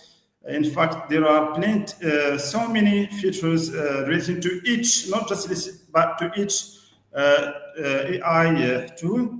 The first one is one-sentence summaries quickly grasp the essence of research papers with concise one-sentence abstracts, enhancing initial understanding and selection efficiency. The second feature is data extraction tables, automatically organized, which means that Elicit automatically organizes extracted data from multiple papers into structured tables, facilitating easy comparison and analysis. The third feature is written to thematic synthesis. Elicit helps in identifying and compiling common themes across various papers, aiding in the synthesis of broad research findings and insights. And the fourth feature of Elicit is that interactive questioning. Elicit pose specific questions to the AI about research papers and receive targeted answers depending understanding of complex topics. The fifth feature is related to PDF upload capability.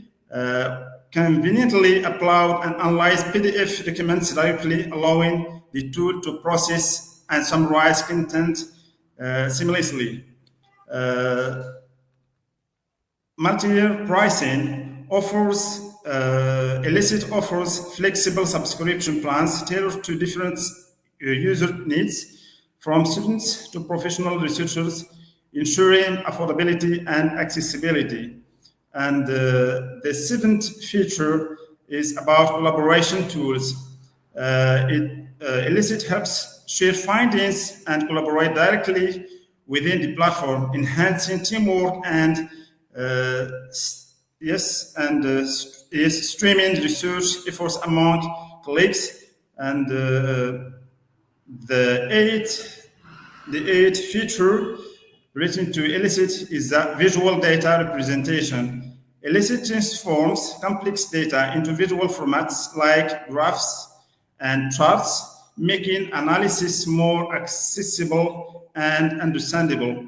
And the last feature is historical data comparison. Elicit compares current research findings with historical data to identify trends, changes, and advancements over time. Now, Ahmed, let's move to weaknesses of Elicit. The first one is abstract oversimplification. One-sentence summaries may oversimplify complex research, potentially omitting critical nuances and leading to misinterpretations. The second weakness is related to data relevance variability, which means that the automated extraction of data into tables might not always prioritize the most relevant information, affecting the quality of analysis. And the third disadvantage or weakness relating to illicit is the theme generalization risk, which means that thematic sentences could generalize unique research specifics, which might overshadow unique insights in favor of broader themes. And the fourth weakness is limited interactive depth. Interactive questioning may not always grasp the full depth or context of the research, leading to incomplete or superficial answers. And the last disadvantage or weakness is related to PDF format dependency. Relying solely or only on PDF uploads may exclude valuable content in other formats, limiting the scope of research materials that can be analyzed. And now let's move to the fourth tool, which is Quillbot. Quillbot is a unique paraphrasing tool that can take the user's text and spin it around to generate more versions of it. This tool is super easy to use. The user or the researcher can just sign up on its website, and it will take him or her to its interface. Then she or he can simply enter the text in the text box and click on paraphrase to start paraphrasing. It is effortless. It is an effortless tool and creates a spin-off or new version of text in no time, which means that Quillbot is a tool which is specified mostly on paraphrasing. Concerning the features of Quillbot,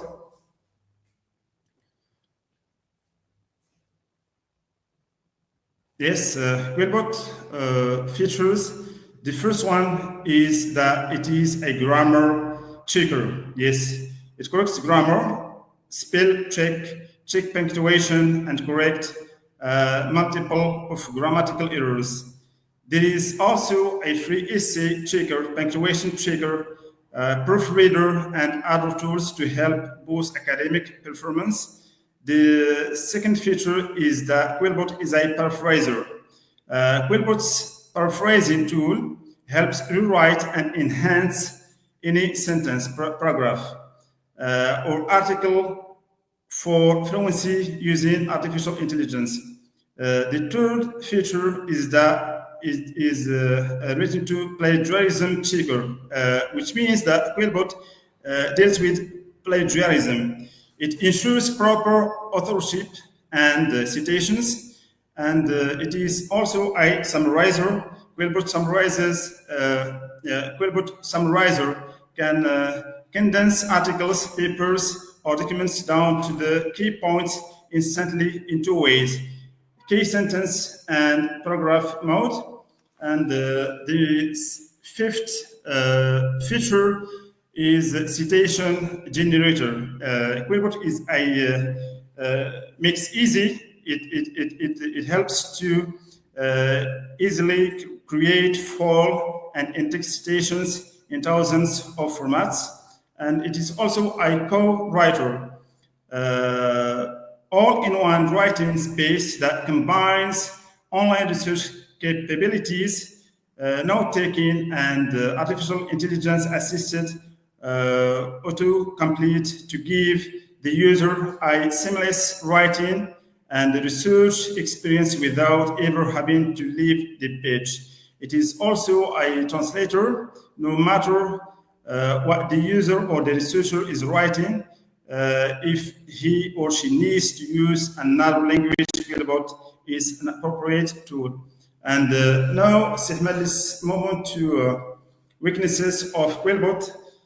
Here I mentioned just 5 weaknesses. But concerning all the features and weaknesses that I mentioned related to each artificial intelligence tools, they have many, but I just specify one and choose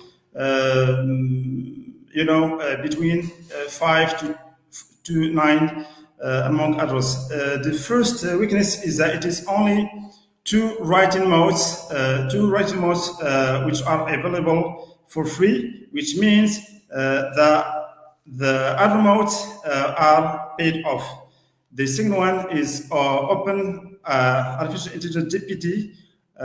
Writing is unavailable. It is unavailable when using Quillbot.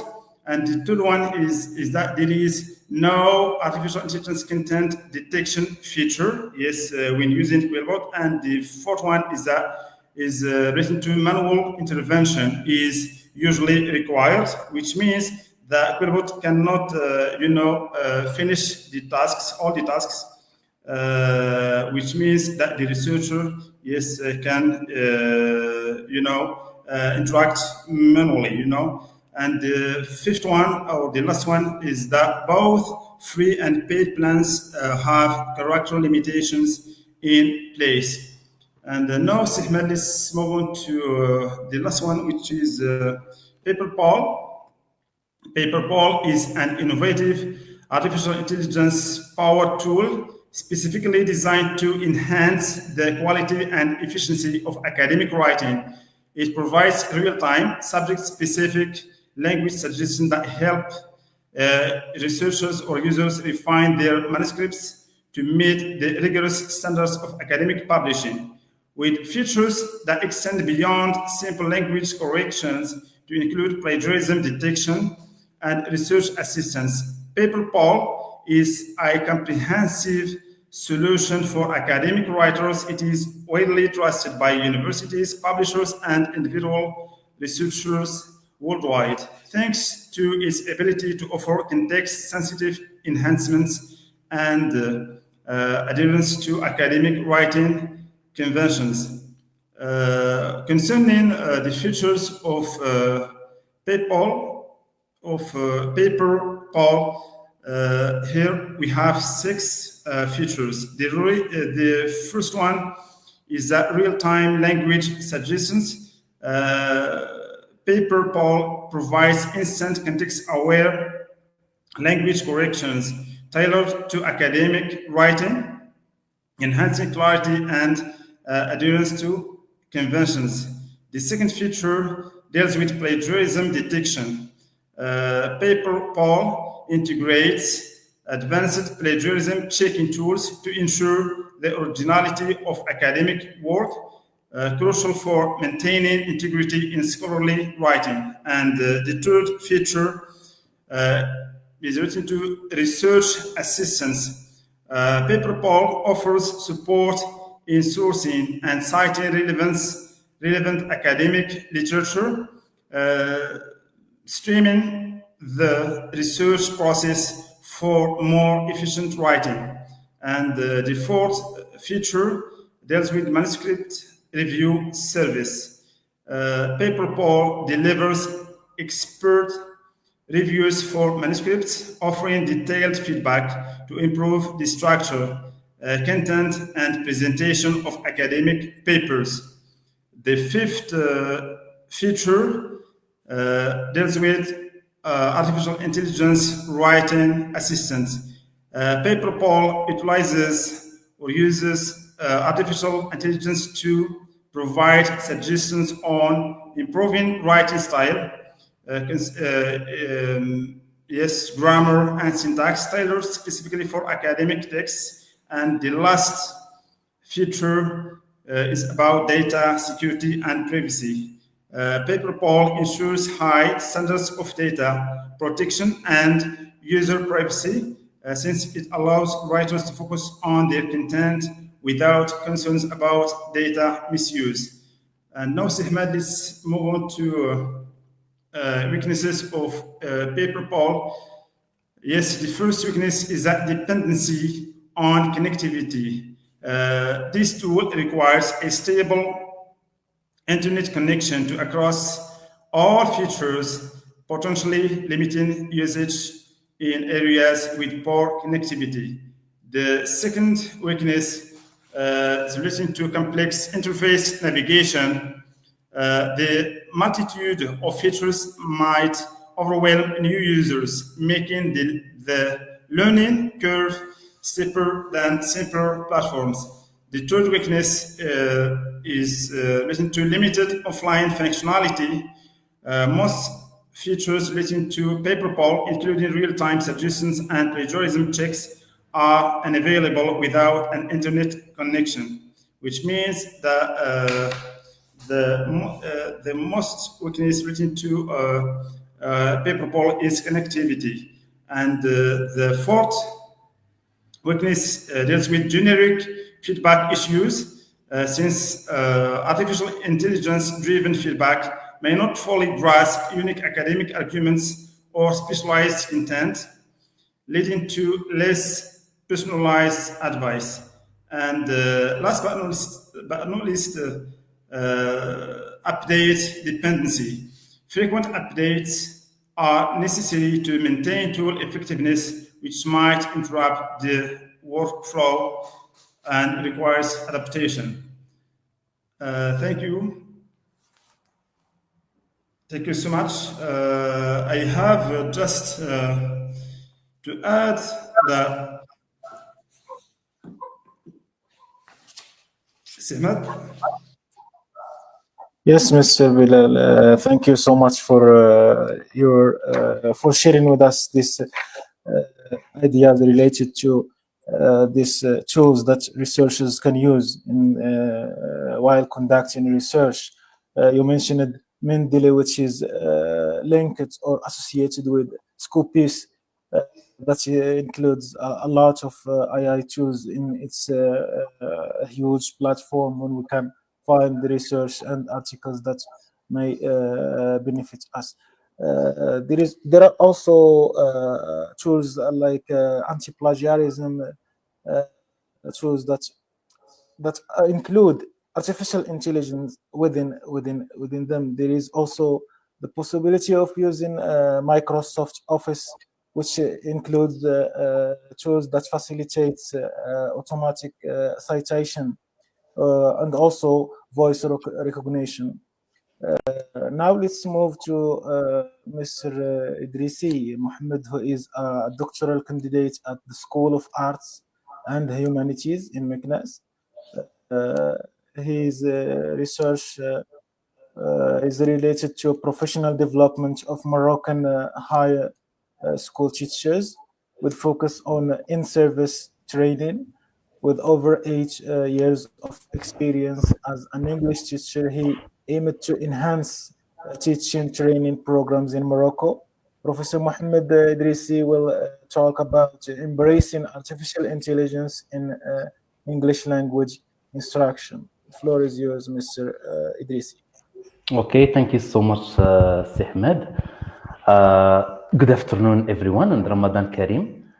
Good afternoon, our my distinguished colleagues, ladies and gentlemen. First of all, I would like to thank Bitlisaniyat Academy for holding such an insightful and very informative international conference on AI's impact on research and education as well. While my colleagues have been talking about the relationship between AI and research, but I will be discussing AI as far as I'm concerned here from an educational perspective. So it's a great pleasure for me to be here with you for the sake of enriching our research and learning experiences as well. My article, as you mentioned, Sehmed, is about embracing AI in English language instruction, or ALT. I will be discussing or talking about Moroccan EFL teachers' perceptions on AI employability for enhancing their educational practices, with a specific focus on middle to directorates as a case study. So as an introduction, I would say imagine a classroom where technology becomes more than just a tool, where it becomes a partner in education, a partner that learns with us, responds to our needs, and enhances both teaching and learning in many different ways. So this is no longer according to research a distant future, but the reality we are stepping into today. So as we all know that artificial intelligence nowadays is transforming education in ways we are only beginning to fully understand. As English language educators, we now stand at the forefront of this digital revolution. So AI offers a host of possibilities that can empower not only teachers' educational practices, but also learners' outcomes. But with such innovation comes questions. Are our educators ready to embrace this new technology? How do Moroccan AFL teachers perceive AI's role in their instructional practices? And perhaps most importantly, how can AI truly enhance the art of teaching and not replace it? So in today's presentation, I will delve into these questions and explore the perceptions of Moroccan AFL teachers toward AI employability. Through this lens, we will uncover the ways AI can be a powerful collaborator in shaping the future of English language instruction. A collaborator that embraces creativity or enhances creativity, efficiency, and most importantly, students' learning outcomes. So, as we embark on this journey, I invite you to rethink not just what AI can do for education, but what it means for the future of teaching and learning in general. Sehmed will be starting with identifying the significance of my study. So it is let me identify three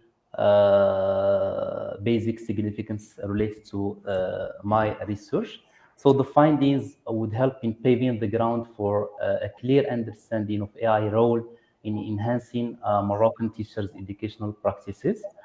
The second significance is related to the idea that the study also provides a real opportunity for Moroccan AFL teachers to explore and reflect upon their perceptions and challenges regarding AI integration in their classrooms. And also the study undoubtedly opens the door for curriculum designers and policymakers to deepen their understanding regarding AI integration from a Moroccan educational perspective.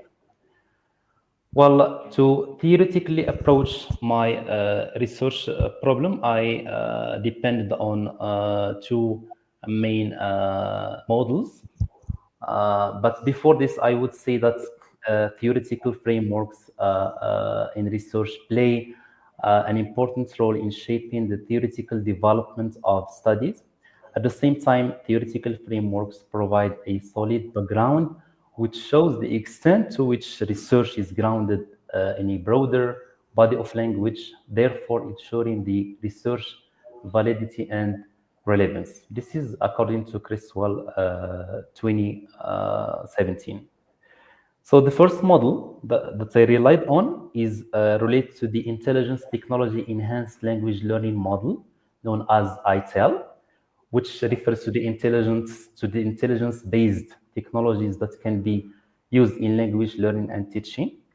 This model is based on the premise that the newly developed generative AI tools such as ChatGPT and Copilot has opened the door for new possibilities and capabilities and numerous, let's say, ways for AI integration in language learning in general and English language teaching in particular. The second model that I used or that I depend on for approaching my research problem from a research perspective is related to the technology acceptance model known as TAM, which highlights the importance of adopting and integrating technologies in education in general. And this model was developed by Davis in 1986.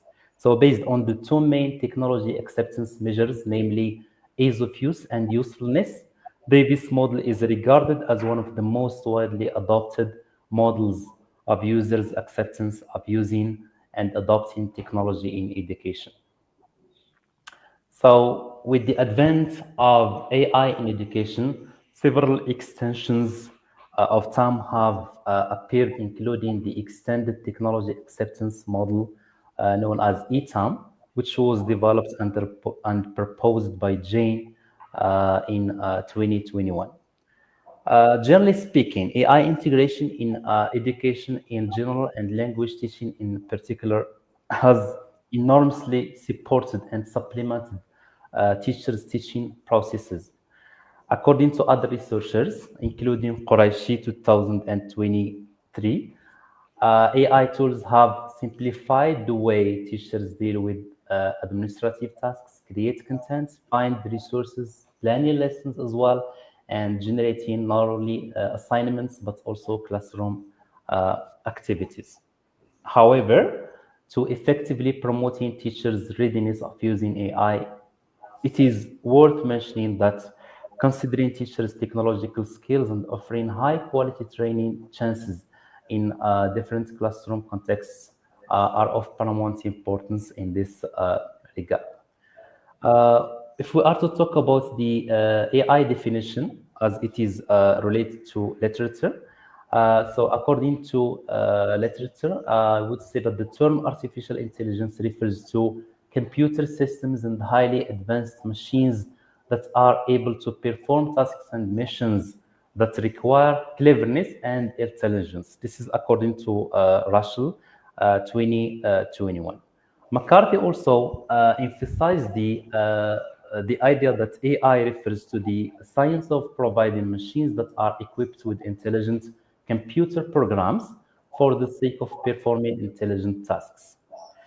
Generally speaking, I would say that when we are talking about implementing AI in education, we are talking about AI tools and applications that can be used for supporting and facilitating both teaching and learning processes for both teachers and students as well. So this also includes intelligent technological tools supported with AI that would support language instructors to improve their educational practices, as well as creating more flexible educational context that would enhance both the teaching and learning processes as well.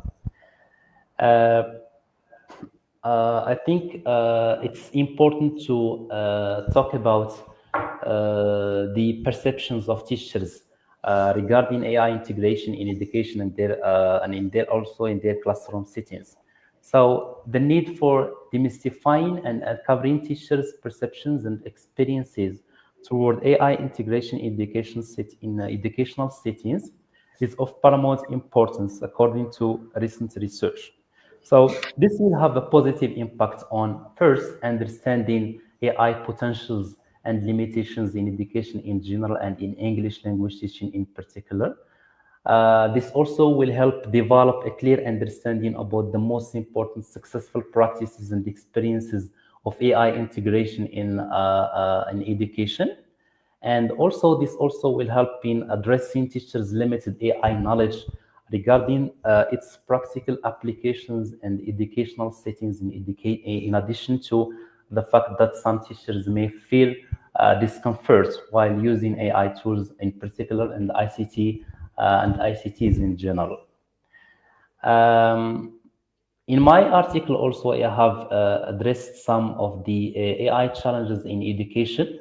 So the first challenge is related to teachers' training and professional development on how to use and deal with AI tools effectively for enhancing their educational practices.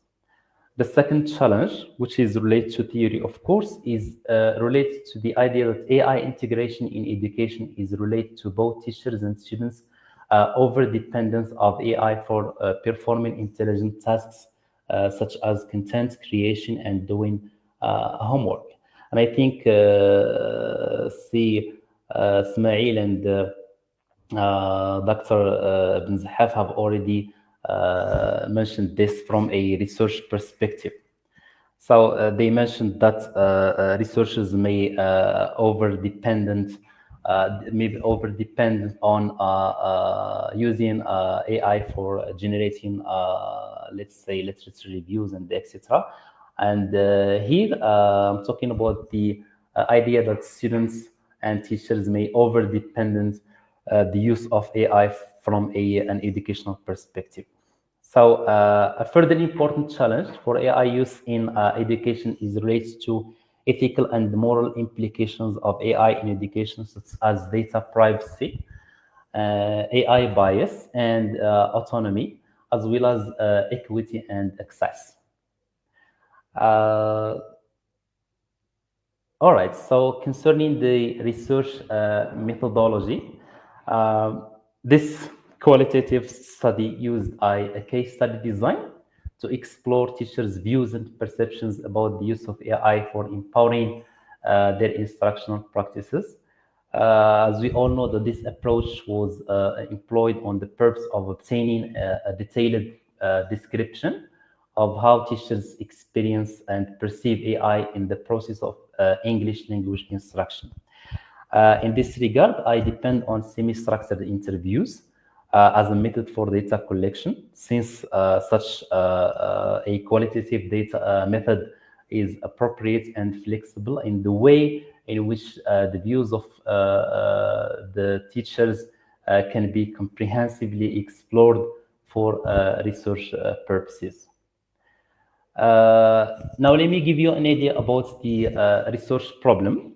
So, despite the growing interest of the body of literature and research on embracing AI in education at an international level, in addition to the growing number of the different contexts and possibilities it offers for all educational levels, to the extent that AI literacy for teachers has become a strategic and a compulsory choice for educational systems worldwide for both teachers and professional development and responding to the changing needs of the 21st century. So little attention, however, is paid to research specifically in terms of exploring Moroccan EFL teachers' perceptions and attitudes towards the implementation and integration of AI for empowering and developing educational practices effectively. Therefore, by exploring Moroccan EFL teachers' perceptions and challenges of instructors as far as the context of the study is concerned, I think that valuable and important insights for reconsidering AI employability in Moroccan EFL classrooms will be taken into consideration. So hence, the aim of this study is to contribute to the existing body of literature through exploring Moroccan EFL teachers' perceptions regarding AI integration in English language teaching for enhancing their instructional practices. So the study tries to answer three main questions. The first question is, how do Moroccan EFL teachers perceive implementing AI tools in their classrooms? This is my first question. The second is related to, in what ways do Moroccan EFL teachers use AI tools for empowering their educational practices? And the last question is, what are the challenges faced by EFL teachers while using AI tools from a Moroccan educational perspective? So regarding the sampling of the study, so as a way of opening discussion about this, as a researcher, I adopted purposive sampling as a non-probability sampling for the sake of researching for the sake of reaching data saturation. In this regard, I interviewed 11 English language teachers from different levels of educational settings, including both secondary and high schools from middle directorates. I also relied on different criteria for selecting the research respondents. This includes their active engagement in professional development activities. The second criterion that I relied on is the acquaintance with the utilization of AI tools. And the last is the willingness of sharing perceptions about AI use for educational practices. Concerning my technique or data analysis procedure, I adopted the thematic analysis. So for both inductive and deductive coding, to allow teams to surface from the data while staying within the study's parameters. I also adopted in vivo software to help code and organize teams. This technique has made it easier for me to find patterns for methodological classifications. The credibility of these results was further reinforced by the 90% agreement rate that was attained. Concerning the ethical considerations, I think I have adopted what do you call? I have taken that I have ensured that every safety measure and precaution were implemented to guarantee the compliance with the strictest guidelines for studies involving human participants. So the goal of the study, the confidentiality of teachers' answers and their freedom to discontinue participation at any time without facing any unexpected outcomes were all explained to the participants. So talking about the results and discussion, I will try to classify the results into three main categories. So first, I'll be talking about the general attitude. Next, I'll be talking about the AI use in English language instruction by teachers, and also the challenges in using AI in language education or English language teaching by EFL teachers. So the results of the study, which is embracing AI in English language teaching, Moroccan EFL teachers' perceptions of AI employability for enhancing their educational practices, reveal a range of visions and insights that are related to Moroccan EFL teachers' perceptions on AI adoption for improving their teaching practices in educational settings. Concerning their attitude, the findings of my study reveal that the respondents hold positive perceptions towards AI employability for enhancing their educational practices. So based on the qualitative data obtained from the interviews, the respondents' responses showed that teachers recognize the usefulness of AI for enhancing the teaching practices of teachers as positive. In fact, these findings align with research which states that AI integration in education in general and English language instruction in particular has revolutionized the way English language teachers carried out their teaching and learning processes. So regarding the uses of AI in English language teaching by Moroccan EFL instructors and teachers, so I would say that ways of integrating AI in English language classrooms by Moroccan EFL teachers, the study found that English language teachers use AI tools and platforms mainly for content creation and adaptation, generating lesson plans quickly, conversational AI engagement, as well as getting educational consultations and suggestions related to their students' learning problems.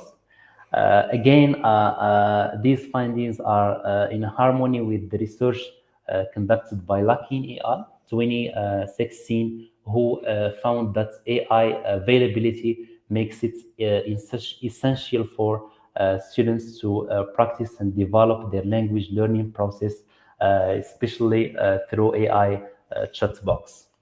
So regarding the last question, which is related to the challenges in using AI in language education, I found that that my respondents face three basic challenges. The first one is related to the technical and challenges related to AI accessibility and literacy. So, which means that some of my respondents declare that they found some challenges related to technical and AI accessibility in an education, from an educational perspective. The second challenge is related to teachers and students' over dependence on AI, which puts their critical thinking and creativity at risk. And the last challenge is related to ethical and moral implications of AI integration, including data privacy and AI autonomy.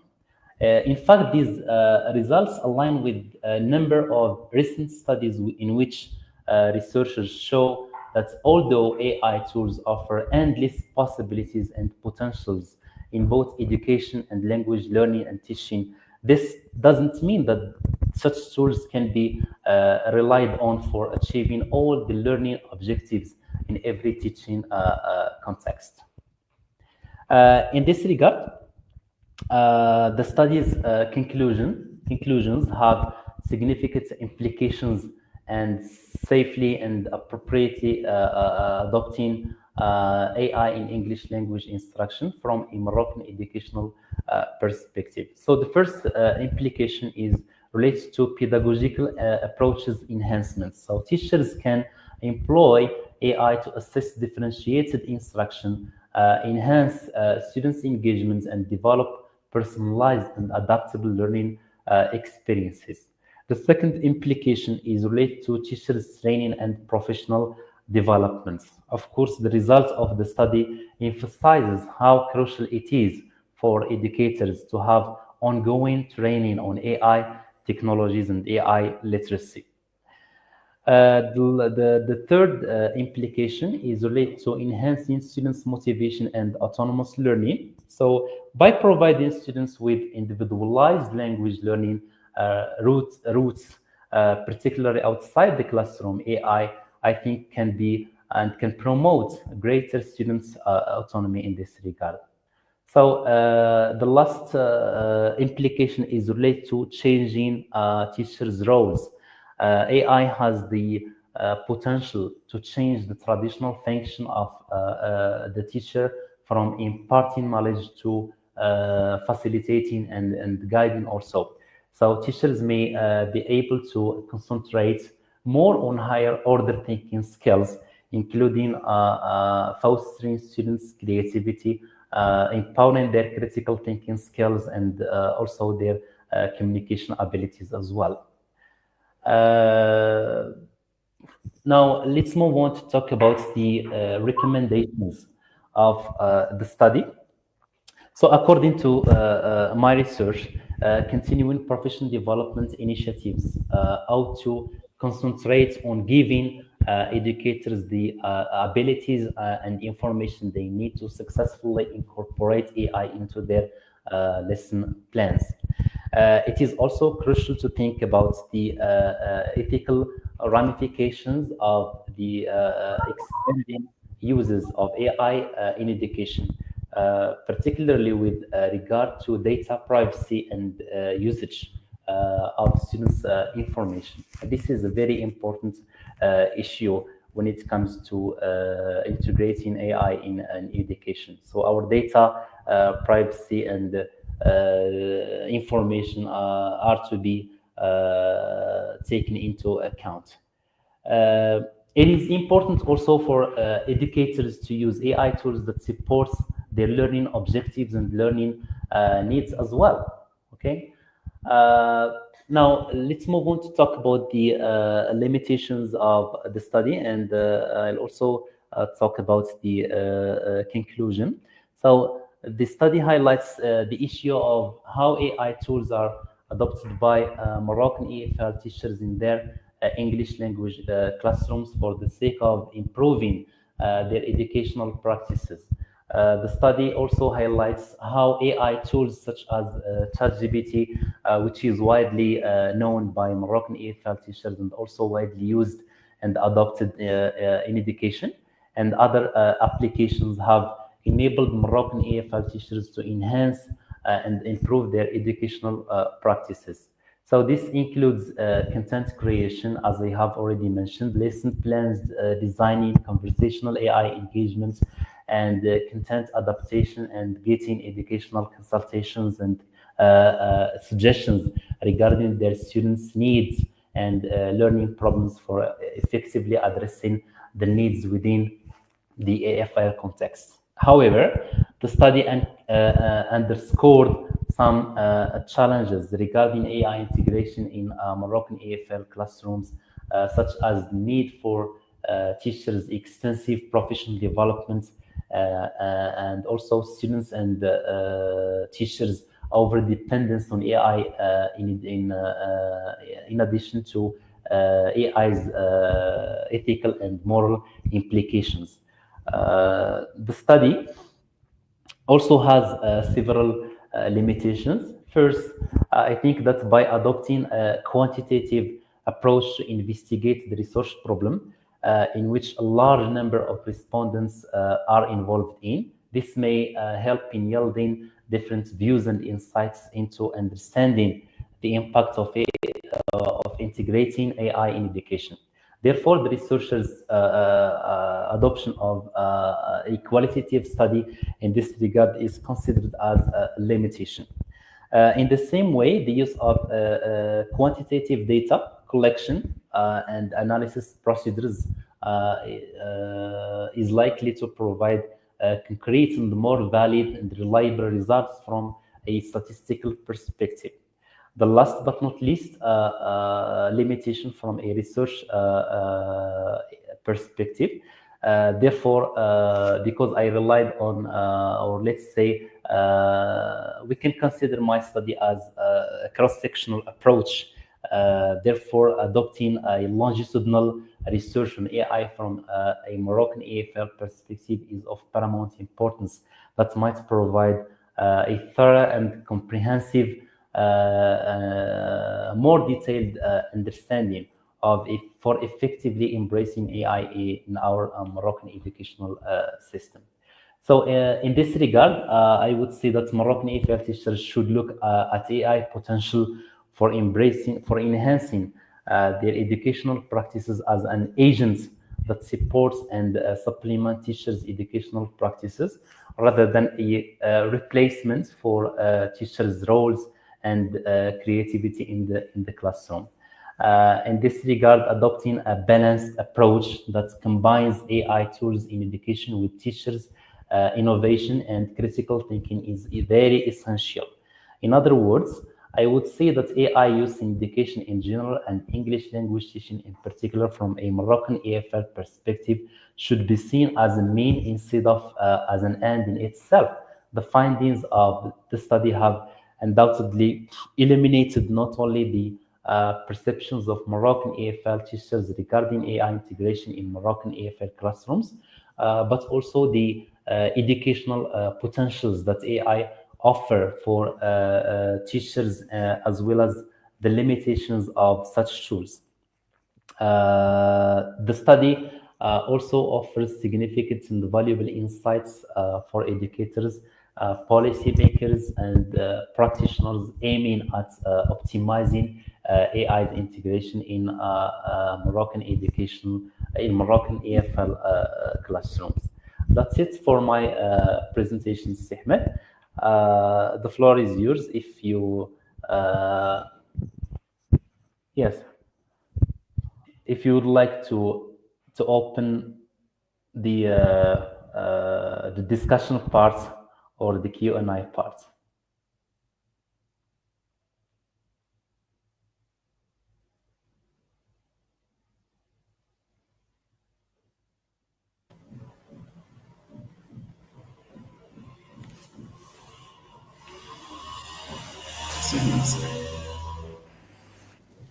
Professor Ben Isa, we can't hear you. Yes, we continue, Professor Ben Isa.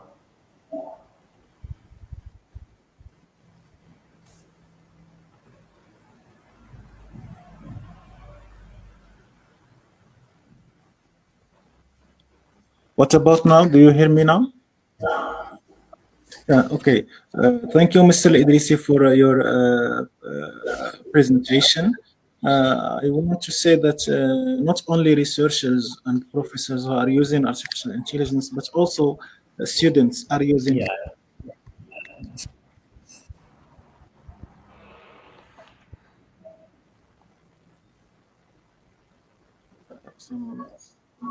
Do you hear me now?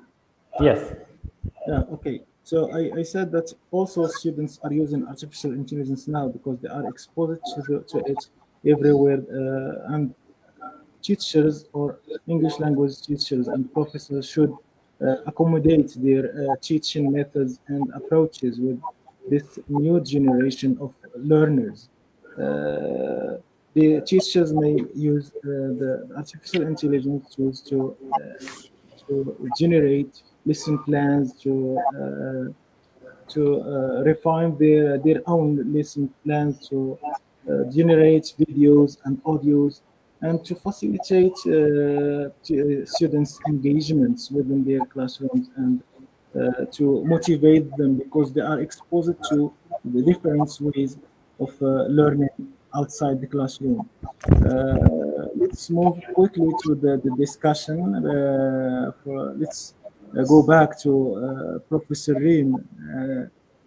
What strategies do you recommend for advancing the benefits of artificial intelligence, like automated citation generation and language refinement?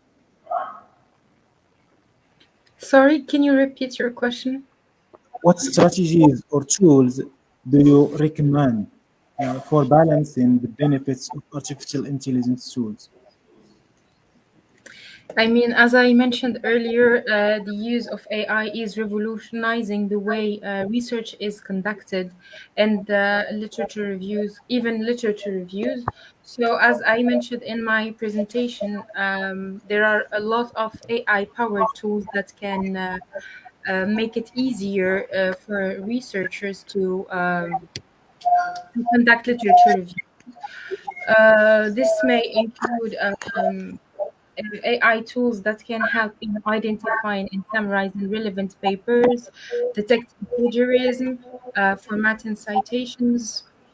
But the main thing that researchers or students should keep in mind is that AI is to be used as a tool and not a source. Thank you. In your research, what ethical considerations emerged as most critical when implementing artificial intelligence tools? Do you have some worries about ethical considerations that researchers may face while trying to integrate artificial intelligence in their research? Sure. So, for the ethical considerations, the main problem to mention here is the over reliance, as many students tend to over rely on artificial intelligence and neglect their critical and analytical skills. Yeah, indeed. There is also that challenge of access. For example, not all students have the same possibility of getting access to artificial intelligence tools. And even in our universities, as professors or as PhD students, we found that there are some students who benefit from access to several platforms while others are not. Let's move to Professor Bilal and Yaz. What are some of the primary challenges researchers may face while integrating artificial intelligence, in your opinion? Um, One of the challenges is that it is not easy. First of all, it is not easy for a researcher to choose between artificial intelligence tools, which means that there exist some tools which are alike, and the difference maybe sometimes just in the fact that one tool is paid for and the other is free, or that another tool is can provide services but in a limited way, which means that the researcher can benefit from the part which is free, and he or she can or has to pay for the rest. Another challenge is that as the colleagues have mentioned earlier, is the absence of, if I can say, of the human essence, depending fully on or fully depending on artificial intelligence makes, it has merits. Some of those merits I can mention here too: efficiency and automation. Since artificial intelligence tools can automate repetitive tasks, which can make the researcher or help him or her to save time in her or his research, and reduce the risk of human, errors. The second merit that I can mention here is data analysis. The artificial intelligence play a pivotal role or an important role in the process of analyzing vast, number or amounts of data quickly. For example, if you allow me to go back to what Professor Lim has tackled, a researcher can, spend months, just on literature review. But with the use of artificial intelligence tools, he can save, 2/3 if or more of that time. Another challenge is relating to what? Another challenge of depending upon artificial intelligence tools can be summarized in the following. For example, if a researcher or a user depend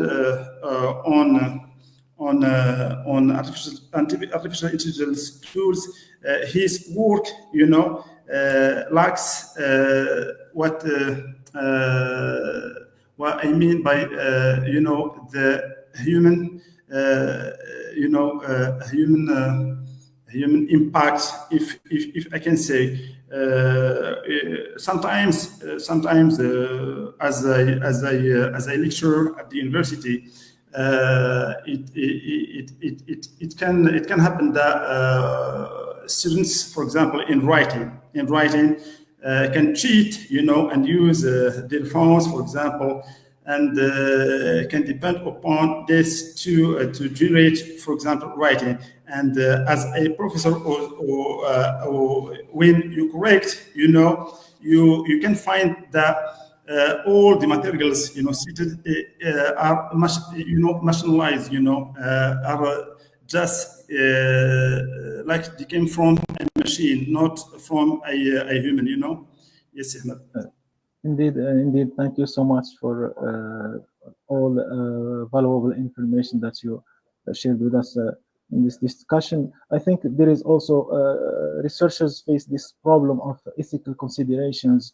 All time they think about while using artificial intelligence, they think, do I respect the research ethics and so on. So we still need more research related to ethics that are related to using artificial intelligence in while conducting research. Now let's move to Mr. Idris. Yeah, yes, okay, Mr. Bilal. If you allow me, I can conclude with this.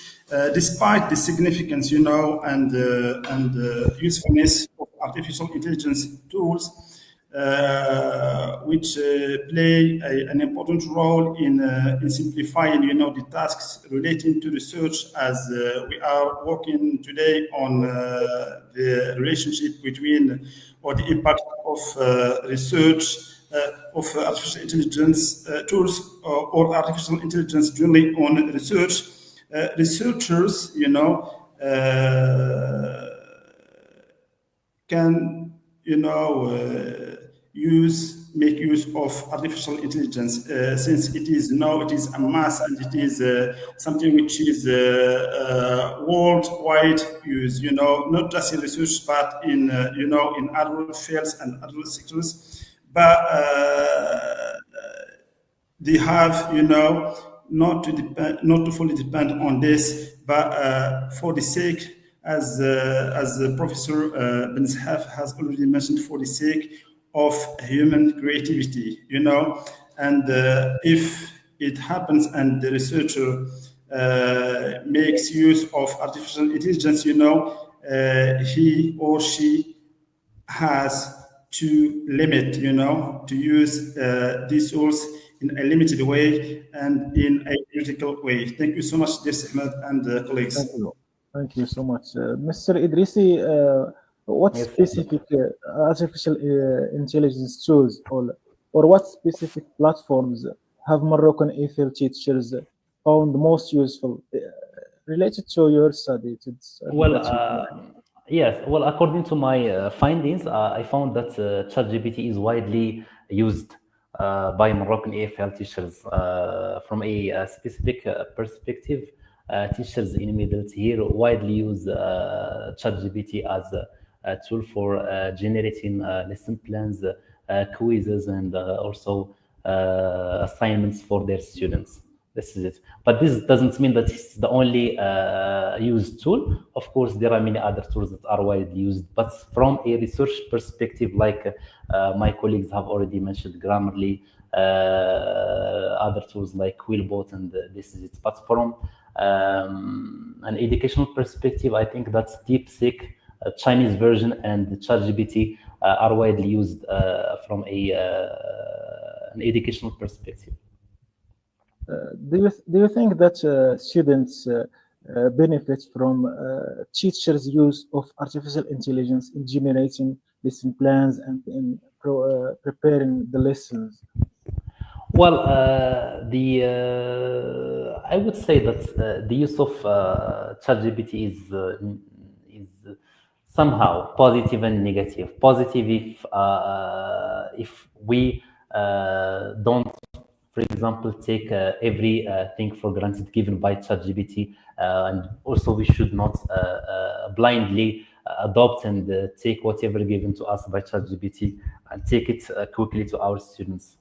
Critical thinking, analysis, and let's say revision and modification are of paramount importance, strategies that should be adopted by teachers before presenting or dealing with any AI content. Yes. Thank you, Mr. Idrisi. We still have another question that is for us all. Yes. How can we use artificial intelligence to find the research gap or research gaps? If you can provide any ideas related to this question. This was launched by Abdullah Abu Tahri. Okay. How can we use artificial intelligence tools to find the research gap? Well, I think generally speaking, AI should be used as it's at the end of the day, it's a tool. Okay, it's a tool. It shouldn't replace the human mind and the human creativity and the human touch. Yes, over dependence of AI tools for identifying research gaps is a risk. Sure. And this, of course, might threaten the way research is conducted in the future. So we should use, I think that my opinion regarding this idea is that we should use AI as from a consultant's perspective, or as let's say as an aid, or as a mean that enables us to find our needs. But at the end of the day, everything should be analyzed and everything should be criticized. Thank you so much, Mr. Idrisi. Dr. Bezhaf, if you are with us. Okay, Mr. Bilal and Dr. Reem, if Well, you I'm can. still here. Yeah, I heard the question. It's interesting. We can locate or identify the research gap from the literature review automation. But then we have to ask the question whether it's relevant and significant or not. Does it align with current trends? Does it address a real-world problem?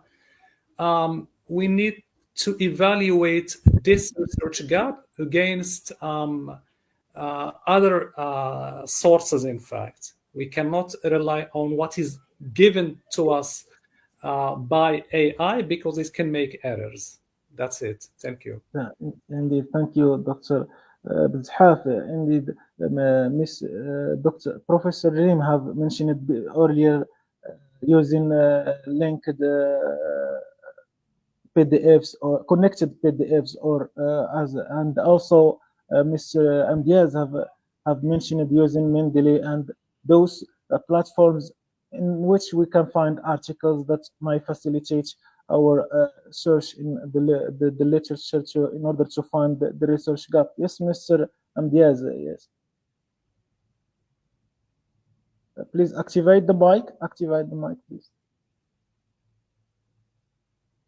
Mr. Amdiaz. Ahmed, I can add that finding the research gap isn't an easy task. Applying for a doctorate, depends upon writing a proposal, and the proposal,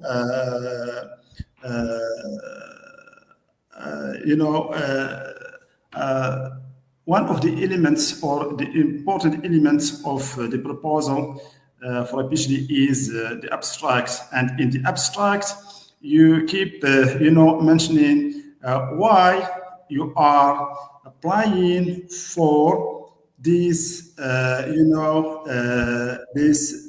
this doctorate.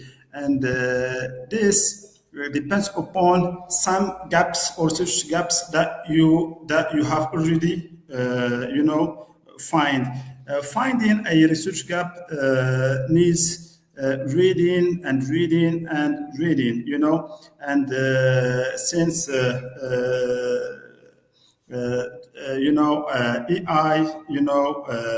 now is I can see that it is a must. We a researcher can balance between reading and searching using those artificial intelligence tools, but he or she has not to fully depend on those tools, and which means that we need some,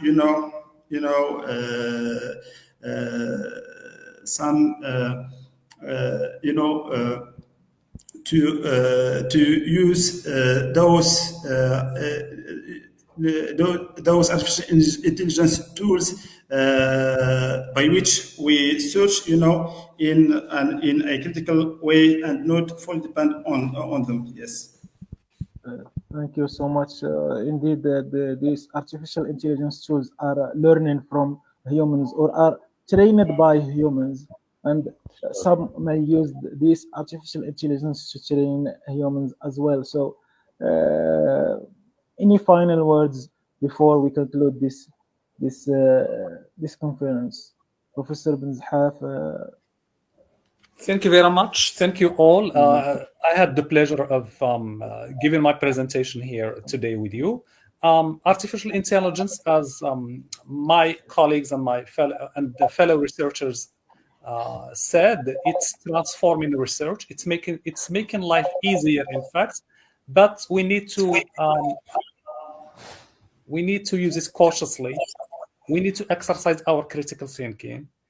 It has pros, but it has also cons, because it sometimes makes mistakes. It fabricates, it hallucinates. So we have to be on our guard against these disadvantages, and we need to make use of it in our research to transform it and to move forward. Thank you all. Thank you. Professor Idrisi? Well, first of all, it was a great pleasure for me to be here with you again, sharing my articles, findings with the audience and your distinguished speakers, by the way, including Professor Ben Sahaf, Si Bilal, Professor Reem, and Professor Saeed. It's so happy to be here with you, and happy Ramadan, and thank you all for being here. Okay. Thank you. Professor Reem? Thank you all. It was a pleasure. I was really happy to take place and participate in this academic exchange. As Professor Ben Zahaf has mentioned, AI is both a blessing and a curse at the same time. So it should be approached cautiously from researchers and students. Thank you.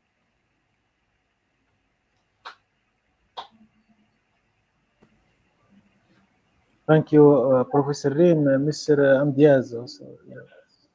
Thank you so much. It is a great pleasure to have participated with you with such with such amazing colleagues and professors. It is I have just to add. Artificial intelligence must be regarded, as a facilitator, as a simplifier, but it is not it should not be regarded by researchers, as an end, as already mentioned by Professor, Mohammed Idrisi. Thank you so much, and it is a great pleasure once again. Thank you so much. Thank you so much. As we conclude this enlightening conference, we extend our heartfelt gratitude to all speakers: Dr. Bush Ibn Zahaf, Professor Ismail Dahya, Professor Al-Arj Reem, and Professor Bilal Amdiaz, and Professor Mohammed Idrisi. Thanks to all the Academy's members and organizers who have contributed to making this event successful. Today we have explored innovative approaches to integrating technology in research, in education, and particularly we have been talking about the transformative power that artificial intelligence has. It is transforming all our practices, even so if they are in the research or in the teaching or practices. The insights shared highlighted critical, theoretical, and practical insights also.